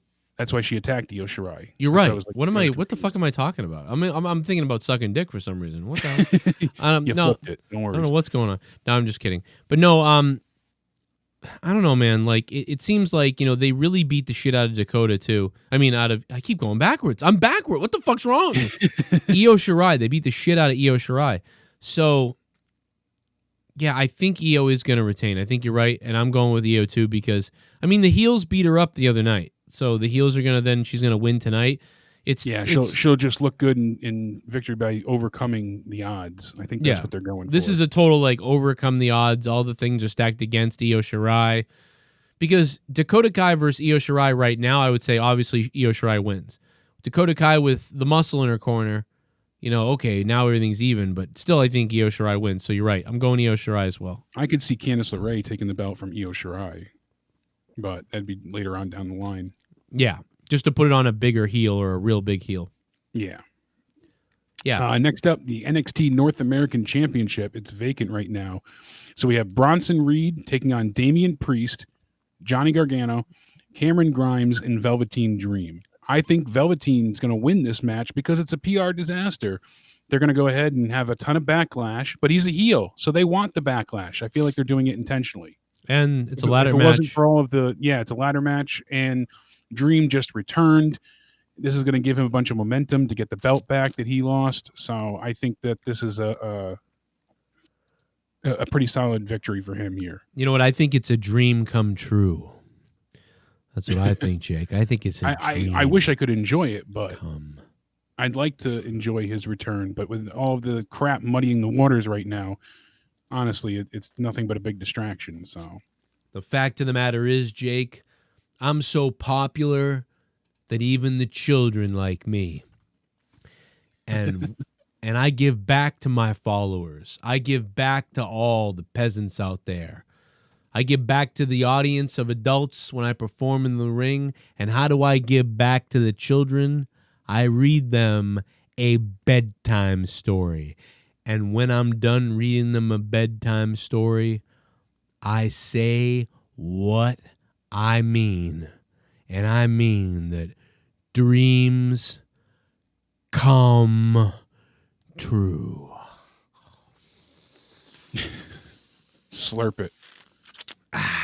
James Gunn, what up, son? Can I get a job in the next Guardians of the Galaxy movie? You're hired. Let me see, James Gunn. Hire me up, brother. Batista will get your back. Sorry. Yeah, I can't see Damian Priest winning. If anybody is a second, it would be Cameron Grimes. Yeah. I would like, if I had my way, I'd pick Bronson Reed. I think he would be a fun person to win that match, and it'd be, a little bit something different. But honestly, I just think it's going to be Velveteen Dream's chance to get the belt back. I think they should, they're just going to put the belt back on Velveteen Dream. Bring me the proof, FBI, and we'll talk something different. But right now, Velveteen Dream going back as the North American champion. I am indeed, Neo. Then we have the NXT champion, Keith Lee, defending against one more thing before you continue. Yes. The Dream has something else to say, Jake. Oh, what's that? When you wish upon a star, it doesn't matter how old you are.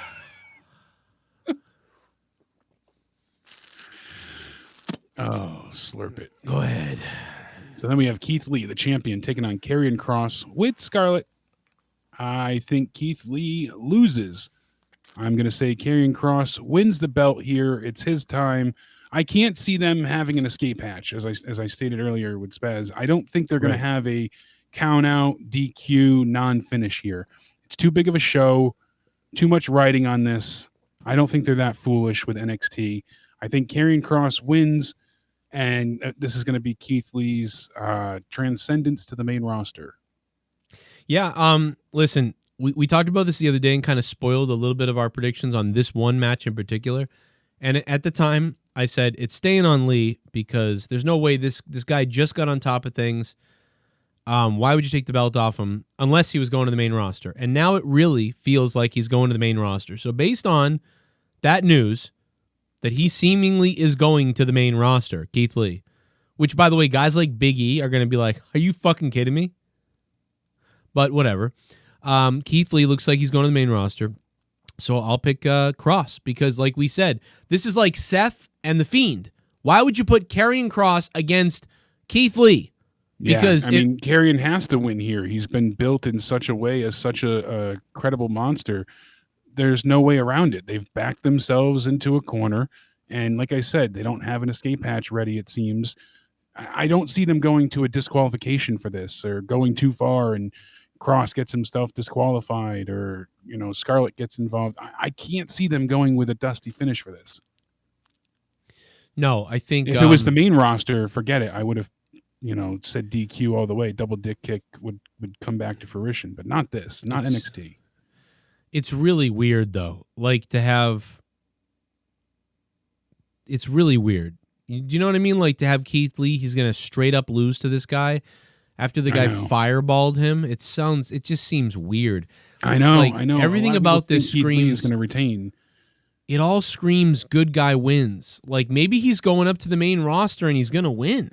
Maybe he could. I mean, they could make Kross just kind of deal with the loss because he's been such a, demanding, domineering force of nature. They could, if he loses and looks really, really good in defeat, maybe, but I don't know. It seems like they're really stuck with this, that Kross has to win here. By the way, are you guys watching on YouTube right now? Why have you not stuck the thumb up my ass already? What is going on? 700 people and not one thumb up my ass? By the way, do you realize that our Raw reviews were doing 1,300 viewers for years and years until COVID hit, and now Raw reviews are around 600 viewers? But here we are, and out of nowhere, drawing almost 800 people.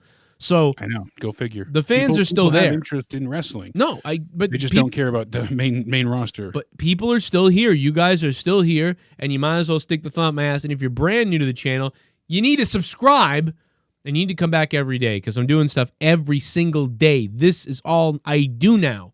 And you got to become a patron because on Patreon, you get an alert that I'm live, you get an alert about my videos, and you get 30 hours of bonus content you don't hear on YouTube, and a bunch of other shit. So check out Patreon. By the way, shout out to DanH Cora. DanH Cora. They became $25 producers. Hell yeah, DNC. DNC, and which are my initials of my real name, Dan Groen. So we love them. And thanks for going up to the $25 producer level. There's about 30 producers right now, 340 patrons. You guys are the shit. And we have some of the most fucked up times over on Patreon that you've ever seen in the world. And shout out to everybody who bought the Turkey Club shirt. We got to 58 sales. 58 people have bought awesome. This year have bought the Turkey Club shirt. Boom. Turkey That's time. One of the best-selling ones. That's awesome. Yeah, 90 total, which is the best-selling shirt I've ever had. 90 shirts. That's fucking crazy. And we've sold 15 masks. So check out the masks, too, because it all supports the show. Certainly the donations do as well, which, by the way, Black Lab is the current top donator of the show. Okay, Jake, is that it? Last one here. Adam Cole, Pat McAfee. Here we go.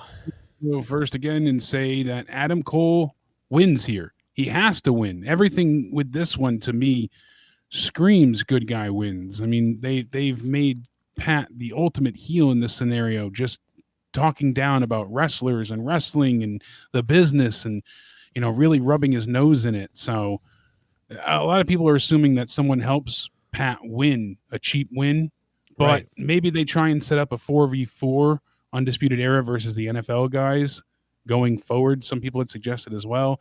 I think it's just going to be Adam Cole wins and they're on a face run.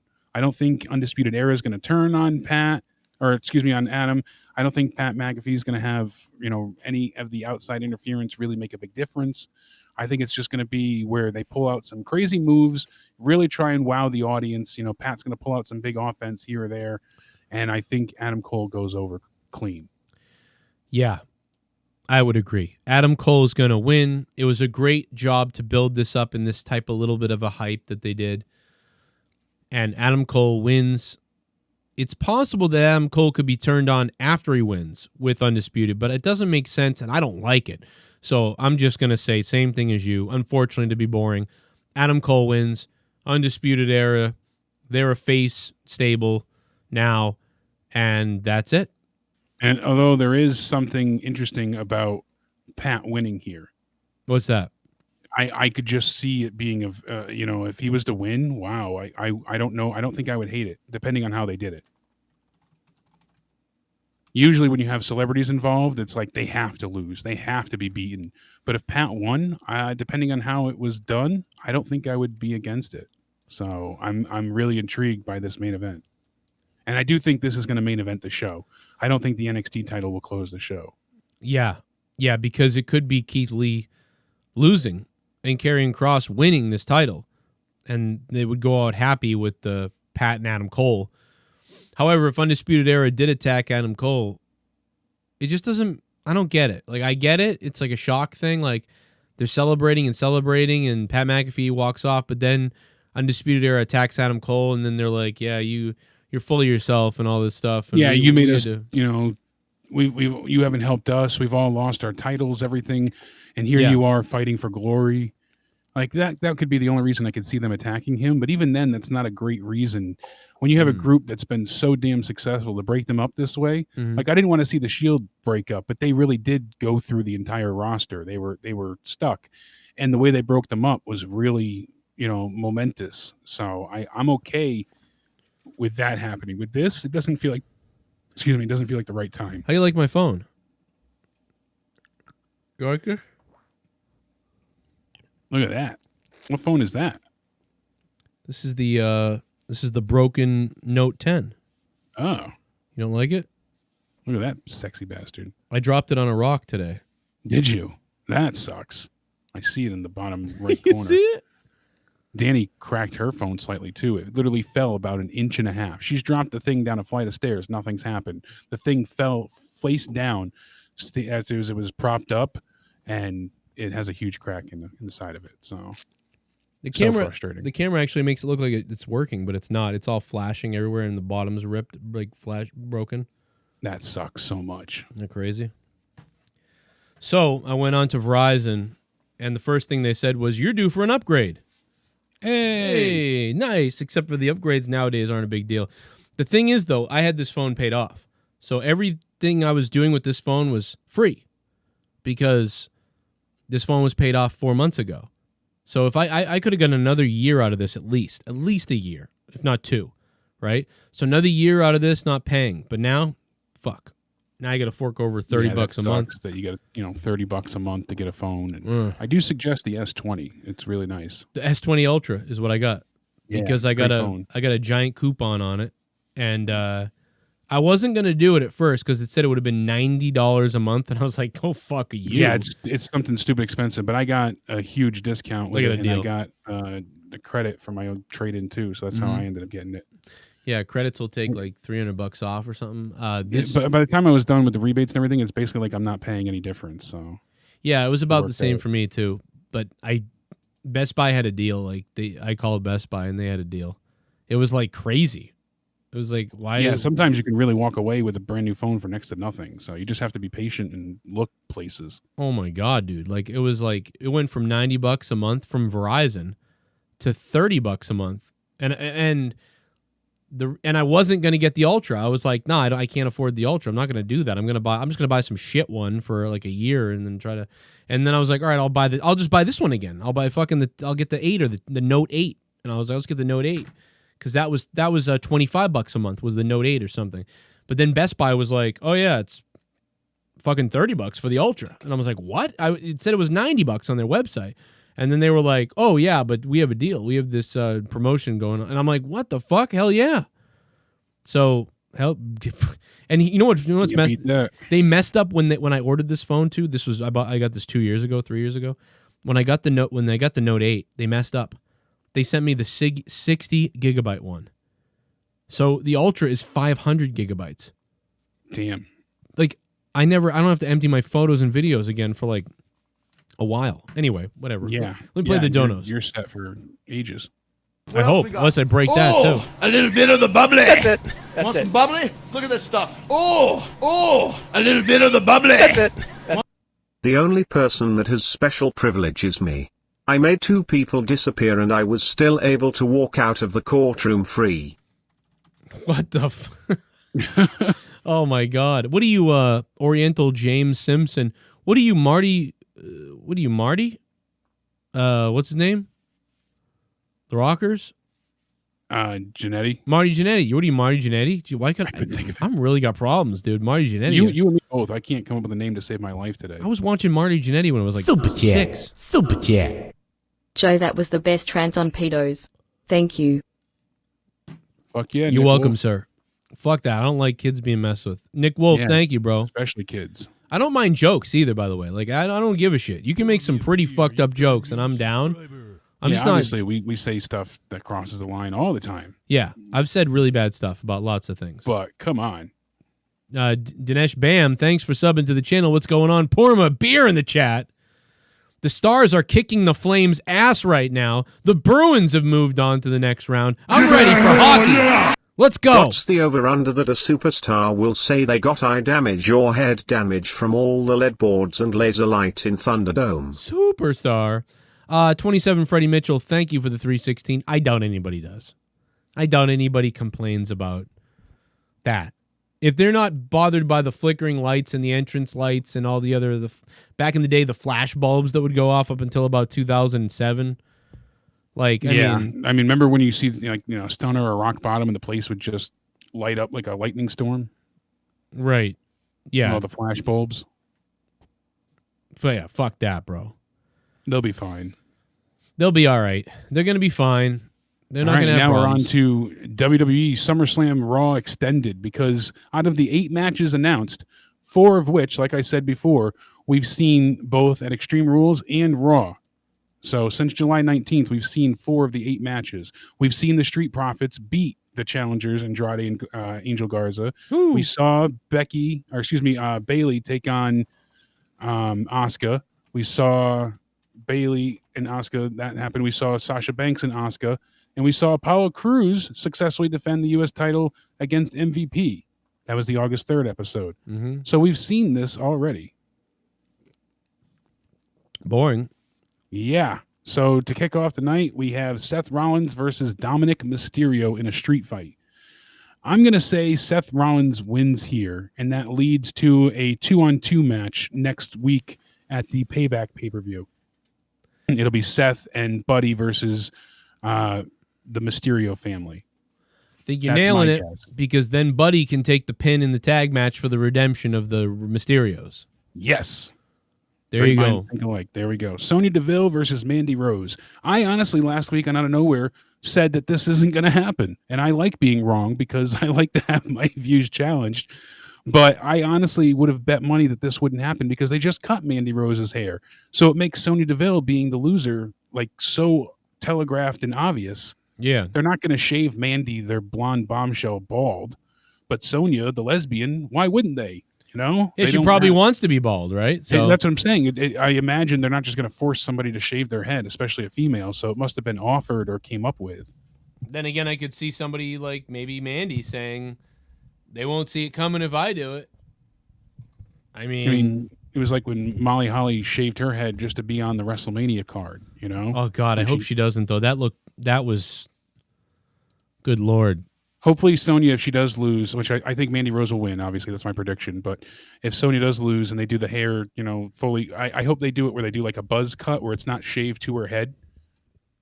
Style it a little bit. But I think Sonya Deville's pretty. Like I think she's actually very pretty. Absolutely. looking. And it sucks that she's a lesbian. It's like Jodie Foster being a lesbian. I'm like, oh man. In fact, you know what? I'm watching Maverick tonight. That's what I'm gonna do. I'm gonna watch Maverick tonight, everybody. I'm excited. Jake, I'm actually excited. I want to watch Maverick tonight. I haven't seen Maverick in decades. I love Maverick, and I love Jodie Foster. It's too bad. Then we have the Street Profits, who are the Raw Tag Team Champions, taking on Andrade and Angel Garza. This obviously, Montez was poisoned, and we had to deal with all that. So, this is their, revenge per se. But we saw them beat Angel and Andrade on Raw. So I really don't get what we're getting here, but I'm going to say Andrade and Angel Garza cheat, and they get the Raw Tag Team titles to keep the feud going into Payback next week. Oh, boy.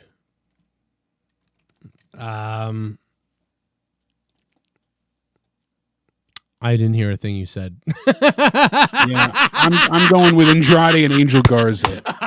That's how little anyone gives a shit about this match. No, I'm just kidding. No, no. Let me think, because I was typing, but I did hear what you said. Yeah, I still think Andrade and Angel Garza got this. No one gives a shit about this match. Yeah, no one cares really, but I'm trying to think of why though. I'm trying to think of like the reason behind this. Like I need to give a reason, I feel like. Yeah. As crazy as it is, I feel like I need to have a reason. Well, we'll circle back. So well, oh God, I gotta say it now because I don't want to come back to this match. All right. Fuck this match. I don't want to come back to this. You think I want to come back to this? No. Absolutely not. Why are videos playing in my background? Now I have to go shut them off. Stop playing videos in my background, you piece of shit. I hate that. And a lot of the news sites where they just start playing randomly. Stop it. So frustrating. Okay. Okay. So Street Profits, Andrade versus Angel Garza. Street Profits are the champions. I'm going to say that the Street I mean, what are they doing with Andrade and Angel Garza? They've been working this. I don't know. It's been that stop-start thing over and over. Andrade was going to have a singles push. Then Angel was. Then they teamed them together. I think they're going to lose. Done nothing but lose for months. They're going to lose, and they're finally going to fight. And finally, Zelina Vega is going to have to part with them. Because like she's going to have to pick one.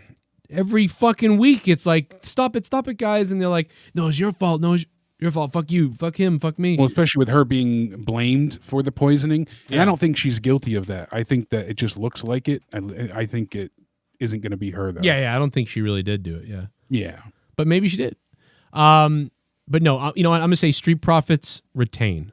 And now I like that prediction. I'm going to stick with the heels winning, but I do like that because that makes sense of now the heels will go and face off against each other. Yes. And that's a better story for Payback. So I like your prediction. And if they don't, it's like, wow, they've been fighting for months and they just don't do it, huh? I guess it's Bayley and Sasha. I mean, either they win here or, shit or get off the pot. That's really what we're at. We've seen them lose so many times. I think Zelina Vega is a really good, I think she's been a good manager. She's been a great manager. I really like her. Compete in the ring, too. Yeah, but I like her as a manager. But yeah, she's all right in the ring, and maybe they'll have to wrestle for her duties. Maybe that's what will happen. They'll wrestle for Zelina Vega's. Yeah, to see who gets to continue being managed by her. That's interesting. I take that for Payback. I would love to see that. Put it in a ladder. Put it hanging above contract. Good to go. All right, I'm going Street Profits. All right, then we have Bayley. She's facing Asuka first, defending her SmackDown Women's title. I think Bayley's going to retain. I think she's going to beat Asuka here through Sasha Banks' help. All righty. Bayley versus who the fuck is she wrestling? Asuka? Asuka. Yeah. And Asuka's fighting twice. She's fighting for the Raw and SmackDown Women's title. She's facing Bayley first. What? Yep. Instead of letting anybody else have a shot, or they just made this story as convoluted as possible. Well, what should be happening is Asuka should win all the belts and then unify it, only have one. If they were going to unify the belts, I'd say go for it. But I don't want to see her with both belts, and then Asuka has to be on both shows. I'm tired of them. She might have to. No, but yeah, I'm going with Bailey keeps it. Yeah. Because they still have to defend their tag team titles next week at the pay-per-view anyways. So they're still the women's tag team champions, Bailey and Sasha. Yeah, I think they're going to keep the belt on Bailey. So I think Bailey will win, and then we have the next match, which is Sasha and Asuka. I think Sasha will lose. She'll go back to SmackDown. Asuka will stay on Raw with the Raw women's title and take on like Baszler or Nia Jax, someone like that coming up. Probably Baszler. Wait. She's going to beat Sasha? Yeah, I think Asuka's going to beat Sasha. Because Sasha isn't really the... Wait. And that'll be the story that they tell. Because now Bailey will eventually be challenged by Sasha. So Bailey gets helped by Sasha, but Sasha doesn't get help from Bailey. Right. So Sasha loses. Bailey is the only one to retain. Now Asuka's the new Raw Women's Champion. And they lose their belts next week? What's that? And they lose their belts next week? And then they lose their tag team titles the week after. Yeah, I think that would be in pretty quick succession for them to start breaking down their bond. If there are, I'm at the point where I feel like Sasha and Bailey are rolling and they like them. So I just have a hard time feeling like they're going to break up now. After all the times they should have broken up, now they're going to break them up now when they seem like they're rolling with stuff? I don't think it's the best time to break them up because I think they're doing well. I would keep the belt on both of them. I would keep Sasha with the title and Bailey with the title for now.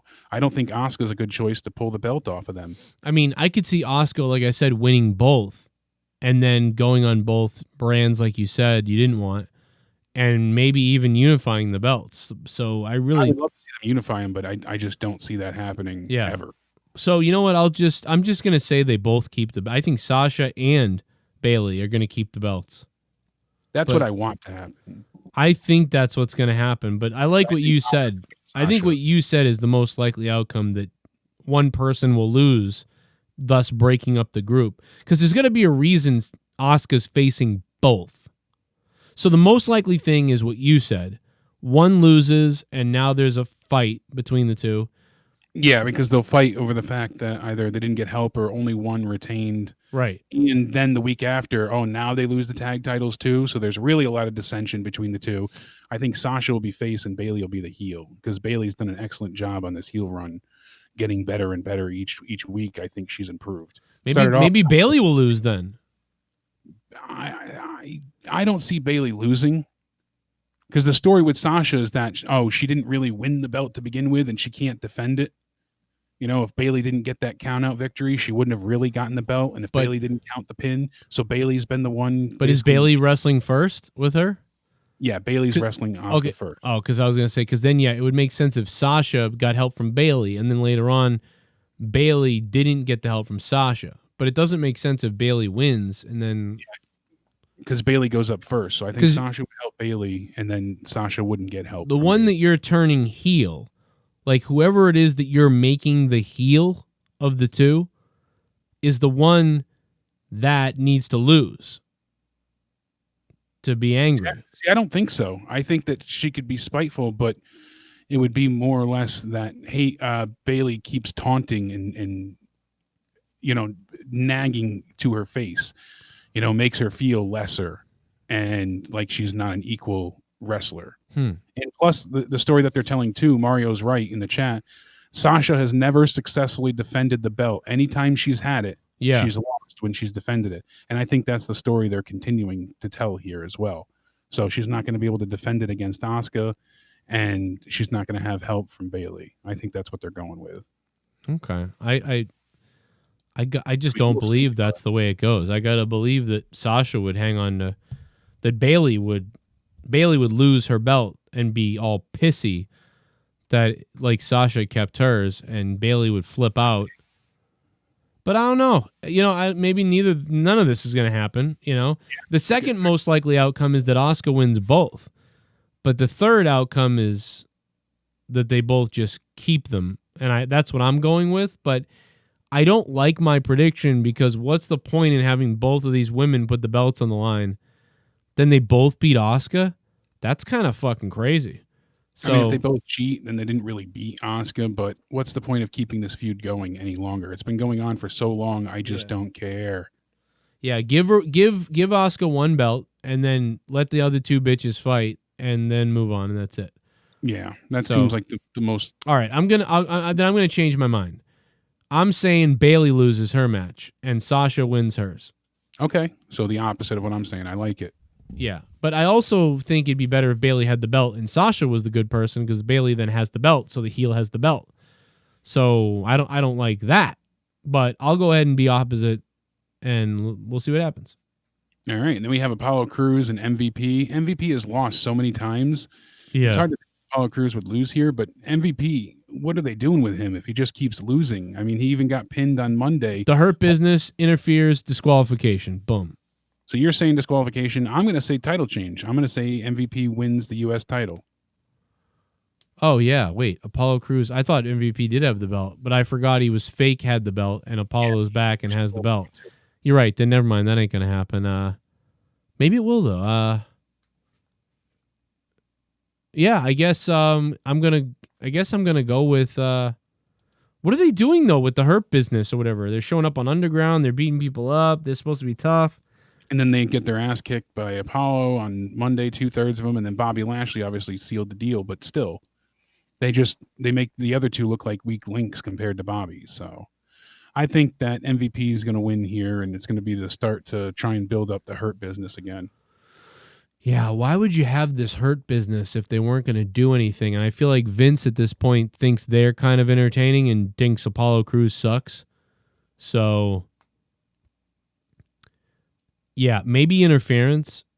Like when the referee's not looking, somebody throws him into the post head first. The other guy clotheslines him down, rolls him in the ring. MVP hits the fucking whatever fairy little jump thing he does. And yeah, I'll go with MVP. I'm going to go with MVP because Vince seems to like these guys together. They need gold to make something look legitimate. And the only thing that makes me not want to say that, though, is that I don't think MVP should be winning that belt. It's got to be one of the other guys. So I would think that... I think he'll only have it briefly. I think he's going to be a very quick transition. But he could even lose it a week later at Payback. I would rather think that MVP would lose, but then MVP would be like, yeah, you got me. Yeah, good job, you got me. But here's who you don't got. Yeah, Bobby Lashley. And then a wins the belt. I mean, a few people in the chat said that, and that's been... You're 28 or whatever. Yeah, like I'm 48, whatever. That's been teased on Twitter and a few other sites, so Yeah. I was more or less being original, but I think that that's probably one of the more likely scenarios. It's just like, especially why... with it being a week between the next show, they wouldn't have to do much to build that up. It would literally just be, oh, you beat me, but can you beat Bobby Lashley? Yes. Why would you have the 45 or 8-year-old manager guy be the champion when you got Bobby in the background and who's the other guy? Shelton Benjamin. And Shelton, I feel like they feel like he's a bit older too, so you'd want to put the belt on Bobby, but honestly, MVP is the star of the guys. He is. He's been. So I don't know what's going on here. Be less of the wrestler one and more the mouthpiece. So I could see them doing it with Bobby Lashley. I'll change it and I'll say MVP loses and then they go on to face Bobby Lashley and lose. Yeah. Then we have Braun Strowman taking on Bray Wyatt for the Universal Championship. So Bray's going after the title. Excuse me. There's a gag over here. Braun Strowman. Yep, I think that Bray Wyatt, as the Fiend, wins here. He has to win. How can you have the Fiend be beaten, even if it is against the monster, the biggest son of a bitch of all time, whatever the hell Braun's been yelling about. But I just see it being pretty straightforward. The Fiend wins, Braun loses, end of story. I think at some point Alexa Bliss is going to show up and distract Braun somehow, and then the Fiend will win. Yeah, that's a great way to put it. Still protects Braun a little bit. Like he'll have he'll have something on the Fiend, and the lights will go out, and it will be Alexa, and then he'll be like, "What the hell?" trying to put her down or whatever, and then he'll get attacked or whatever. I don't know. Some stupid thing like that. I can picture that happening that way. Yeah, but no matter what, I think that Bray wins here as the Fiend. They're not going to have. How could they have him lose again? Really? What would be the benefit of having Bray Wyatt as the Fiend lose just like Hell in a Cell? Is he the Fiend? Is he definitely coming out as the Fiend? Yeah, they've been building it as because he did Bray Wyatt twice. Okay. So now it's the Fiend versus Braun. And now you're going to run into the same problem of Superman having the belt again. That's why I don't even want this match to be happening. But Why is he wrestling the champion again? But then again, Braun sucks, so... Yeah, Braun wasn't even supposed to have the title. Right. So I think they're just trying to correct, the course and Right. change history a little bit. I think they'd rather have it... Title reign so far has been abysmal. It's been Oh, my boring. God. It's been lackluster. It's been cheesy, and it's been a waste. Who's the Intercontinental Champion? Intercontinental Champion is AJ Styles. Oh, yes. Okay. I couldn't remember. And yeah, he was supposed to face Jeff Hardy at SummerSlam, but then they moved it to Friday Night SmackDown. So I think that's going to happen. Braun is horrible. Braun is just... He's not horrible, but it's just it's not good. Drew McIntyre, yes. Braun Strowman. Drew McIntyre, Randy Orton. I keep going. This is the match that I've gone back and forth on the most. Maybe Alexa Bliss is gonna just lay there in the ring and take it. From Connecticut. I could picture, as we said, the whole Ric Flair thing happening. We've talked about that to death, but all the reports seem to say that Rick wasn't coming back, that he was done as of now. So I want to just say Drew McIntyre retains. I still think he's... Nope. I think he's going to lose, but I want him to retain. I know I don't even like Randy Orton, so I'm with you. But that's why I don't want to see him with the belt. He's so boring as a champion. And then what are they going to do? Just have him hold it till Edge gets the back? I don't want to see. And then Edge. Randy Orton is winning this belt. Now, it would be glorious if they did the Ric Flair thing. If Ric Flair came out like crying and they were like, oh my God, what does he think he's doing here? What are you going to do, Rick? Try to go in there and get retribution on Randy Orton and your shape? And Ric Flair just walks by like, I had to do what I got to do, brother. Like, and then he's going to hit Drew in the balls. Like, it'd be great. But even without Rick, I think, man, I don't want it either because I don't like Randy. But it just seems so evidently obvious. But I'm gonna stay with my pick of Drew just because I want him to retain. I think he really should be holding that belt for a while. But I don't think it's right to have Drew McIntyre lose straight up. Like, I'm super concerned about. Like, straight up, he just loses to Randy Orton. Drew was on his back when they went off the air Monday. Yeah. I think he'll retain here. Yeah, that feels like it because that's usually what they do. But I mean, hopefully Drew can just win and then keep the belt. But if Randy is going to win, it has to be through fuckery. Like, it's got to be some kind of, like we said, Ric Flair has to show up.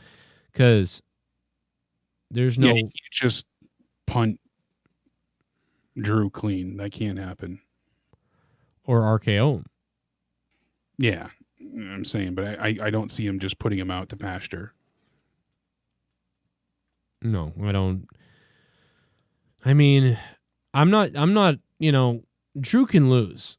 And it's not like he's killed. People can lose, but it's like this guy's the man. Like, this is like they wouldn't do that with Roman, really. You would think that he would get screwed out of the belt, move on to something else. Maybe somebody else will come out and interfere. Has Drew had heat with somebody else that I'm forgetting about besides Randy? Not recently. What about Seth? Didn't he talk some shit to Seth on Raw the other night? We've heard these speeches before, Seth, or like Seth said that to Drew.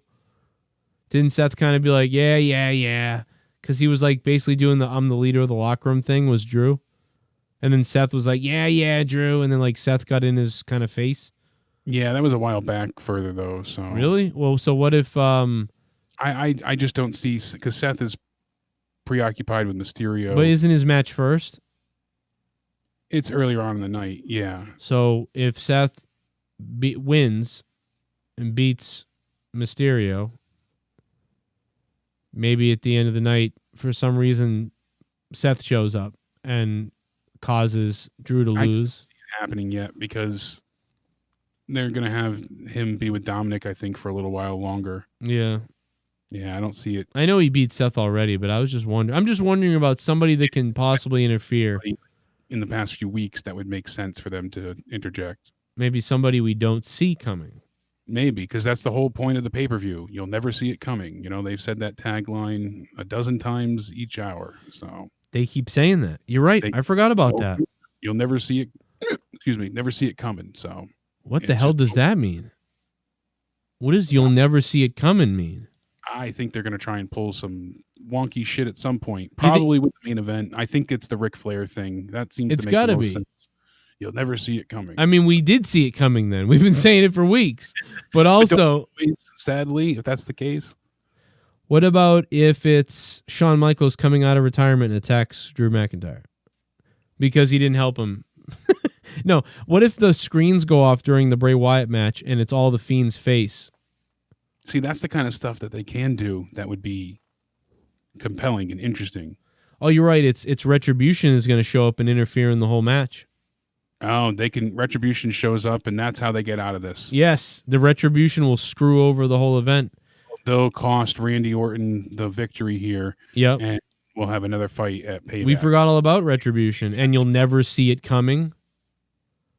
Watch, that'll be the case. So Drew wins via DQ because of Retribution. And they're going to take their masks off at the end when the thing gets ruined. We're going to see who they are. And they're going to be like, we're here to do fucking this to the WWE. And they're just apparently using whoever they can right now under the masks. Probably. They said that it's not the actual final people there. Right. Because they probably want to make sure nobody gets spotted. And who they have available as well. So that's interesting. All right. Well, something's coming. I we'll mean, we'll never see it coming. It's Stephanie. Just got her hair did with her Fiend mask on, so you never know. It's all Triple H's daughters. Oh my God, that would be Super Chat Party. Goldberg returns. The Nerdy Sports Guy. Thanks for the $2.99, Nerdy. What's up, dude? You'll never see it coming. Wow, we almost reached the goal tonight, by the way. I put a little ambitious goal up, and 95% so far. Not bad. Thank you guys for that. Crazy. Black Lab 27 has been the largest donation of the stream with a $69 bomb. There's certainly a lot of funny things to clip out of me and tweet about tonight, at least.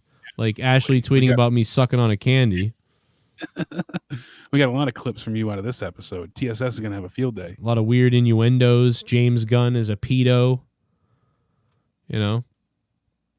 A lot of things. See how the Thunderdome turns out, and then we'll build up towards TakeOver Dynamite. And I mean, Dynamite's going to be a big show because we have Cody taking on Brody. Give me that hell yeah! Whoa. Apparently Mandy Roses might be a lesbian too. Apparently she was Sonya house guest.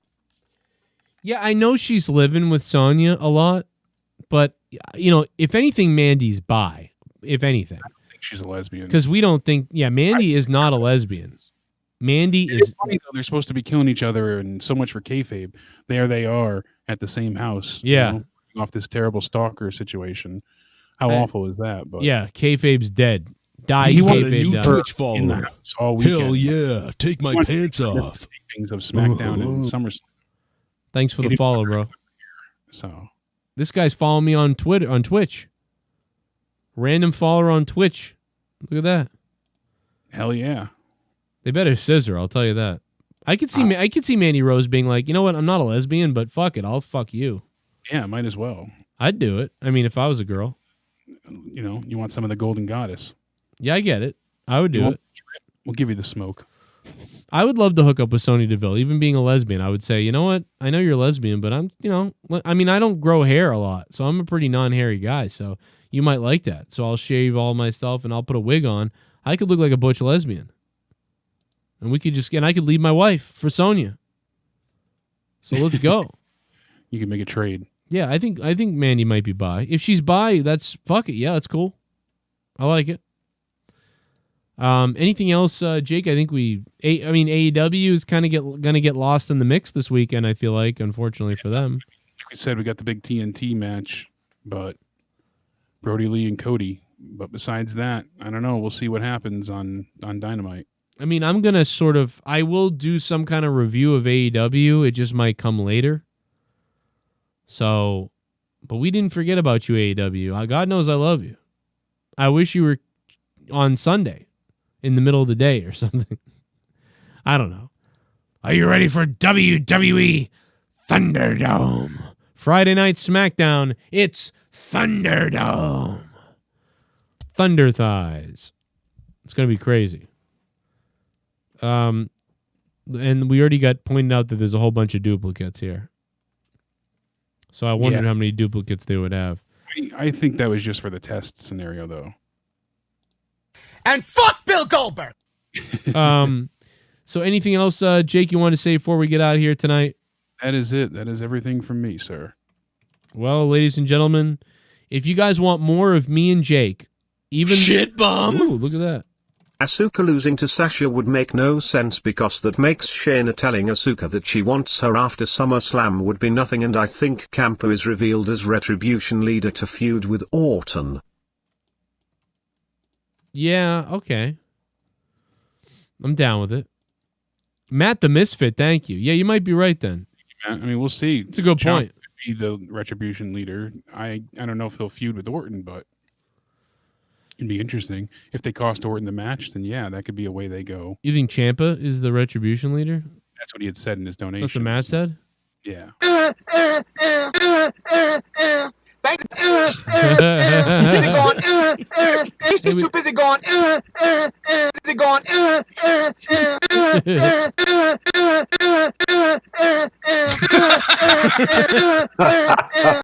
Will we see any Raw Underground on Sunday? Or will Lars Sullivan return? I don't think we're going to get any Raw Underground on SummerSlam. Yeah, I don't think on SummerSlam itself. And then also, as far as Lars goes, apparently he's returning soon-ish. All right. I heard. So. I'm the leader of Retribution. And we've all got swastikas on our head. I don't know. Who knows what's going to happen? Maybe in a couple weeks. Maybe Lars Sullivan could face Keith Lee. How about that? Yeah, there we go. In an I'm Not Racist match. That could be pretty good. Robert Heller, thank you, Robert, for the 777. But also, real quick, if you guys are bored and you still want more of me and Jake, then right now on Evil Spectrum 3, my gaming channel and Dorky Geek News channel, ladies and gentlemen, The Batman, First Thoughts and Speculation Part 1 right here with me. But then, Part 2, 38 minutes long with me and Jake. Jake joins me for 38 minutes of Part 2. Those two videos are up free right now on Evil Spectrum 3, my other YouTube channel, one of my other YouTube channels. And it's also available in audio download right now if you're a patron. So you guys can download Parts 1 and 2 on Patreon on audio right now. So either way, you watch it on YouTube, download the audio on Patreon, whatever you want to do. Right now, Parts 1 and 2, tons of Batman talk, and unfortunately... a gigantic podcast on The Matrix that is gone. Sad. And I'm sorry. Because I was so looking forward to putting out that Matrix podcast. We're going to redo it. What are you doing tomorrow, Jake? We'll have to get that done. That's for sure. You have to hit me up tomorrow. I'll try to hit you up tomorrow. If not, I'll just do it myself. But, man, we had some good points. We talked about Fishburne not being back. The Wachowskis having weirdly ambiguous movies, how The Matrix 2 and 3 were kind of like, but the first one was really good, and how I believe that Neo stopped the squids and the machines in the real world, so I believe that The Matrix, they never left the Matrix, and therefore Neo and Trinity aren't dead, because they never left the Matrix, and that getting out of the Matrix is just another safety protocol in the Matrix. And so we talked a lot about a lot more. So much more. And it sucks that it's gone. I'm fucking pissed, dude. Like, that was good. Devastated, but hopefully we can recreate and add more to it.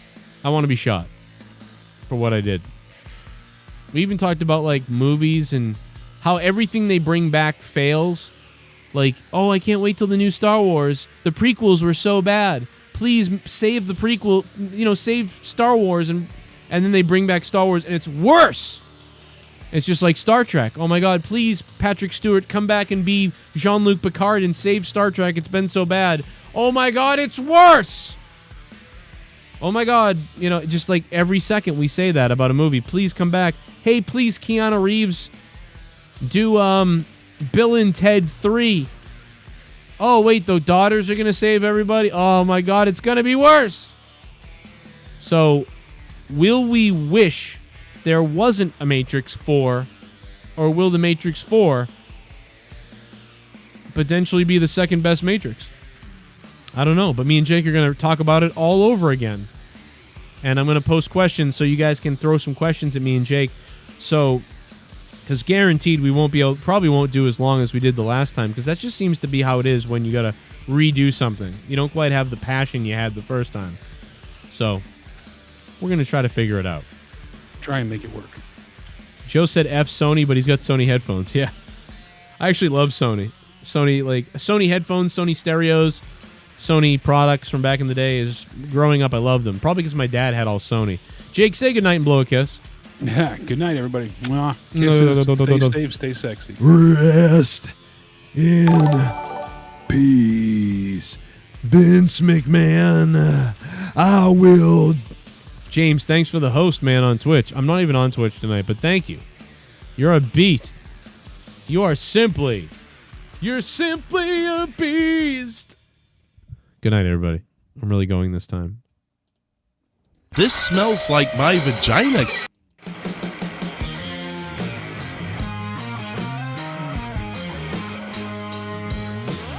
Give me a hell yeah!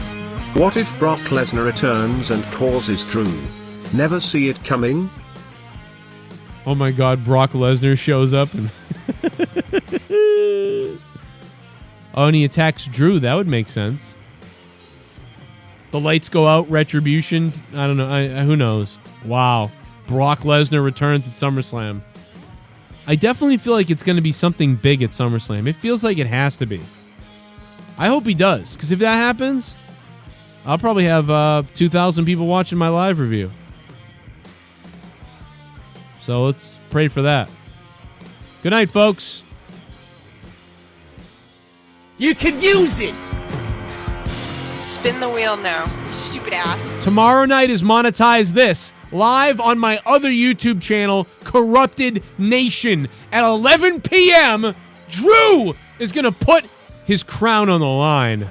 And we're going to talk about a lot of fucked up shit over on my other channel where I am demonetized because we talk about fucked up shit. Monetize This, episode 200, whatever the hell it is, 70-something. We're approaching 300 episodes of Monetize This, if you can believe it. Tomorrow night, Friday night, 11 p.m. Eastern Time, USA numbers. Look up your time. We are live. Monetize This. Hundreds will be there. My wife will be there stripped. Drew will be there, and everybody will be there. All the co-hosts, all the partying, and a special surprise. Tomorrow night, it's Monetize This. Will Drew still be the king of the wheel? And we're going to talk about all this messed up pedo stuff. And we're also going to talk about jerking off. Good night. Check out the Patreon.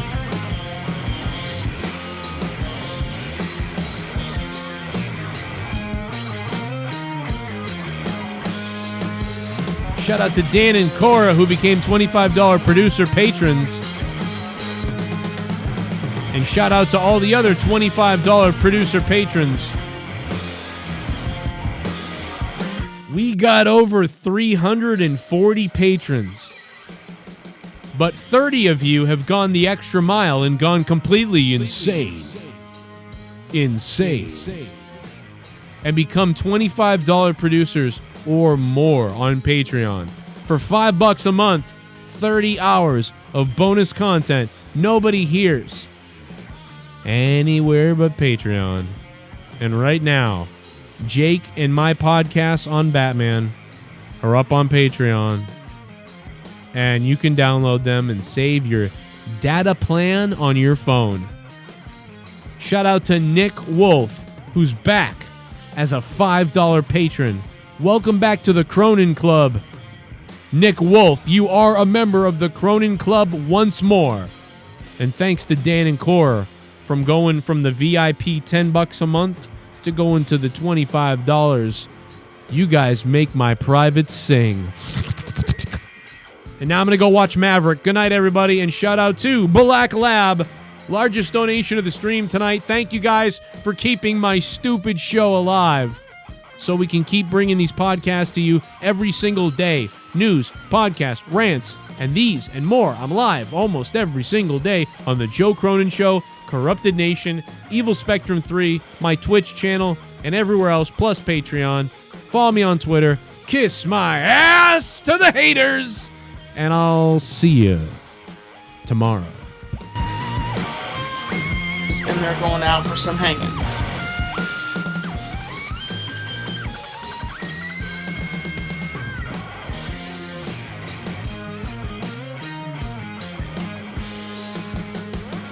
I wanna touch myself in the moonlight. I wanna stroke myself off. Everybody just kept pounding it in there. I'm gonna watch a porn with Tommy.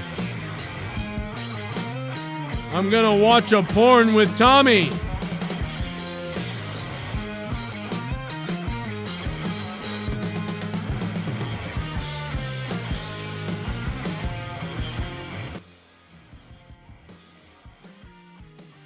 All right, everybody, here we are with Tommy NC 2010. I'm Joe Cronin, and of course, me and Tommy are going to watch this porno here and just kind of react to, we're going to react to a porno. It's crazy. Tommy, you ready to do this? Yes. All right, Jesus. Tommy, relax. All right, here we go. Whoa.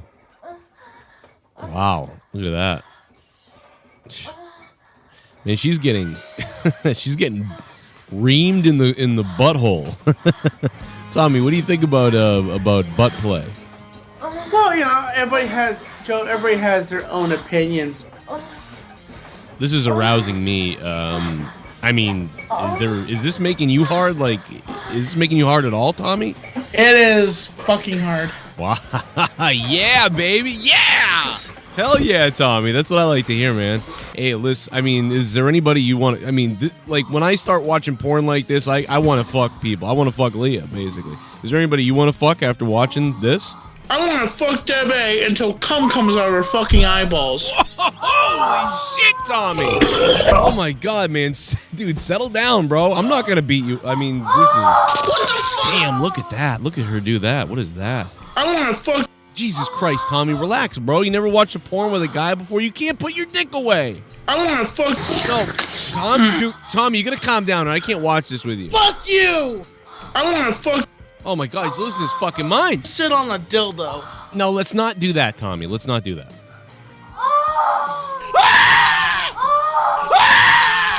I want to bust in on her. Oh, yeah, I mean, God damn, who wouldn't? Who wouldn't, man? Look at this. Oh.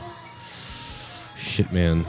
Oh, Tommy, what's the when you're looking at that cock thrusting in there? I mean, what's the one thing that you're thinking about doing right now? Masturbation. Well, yeah, me too, man.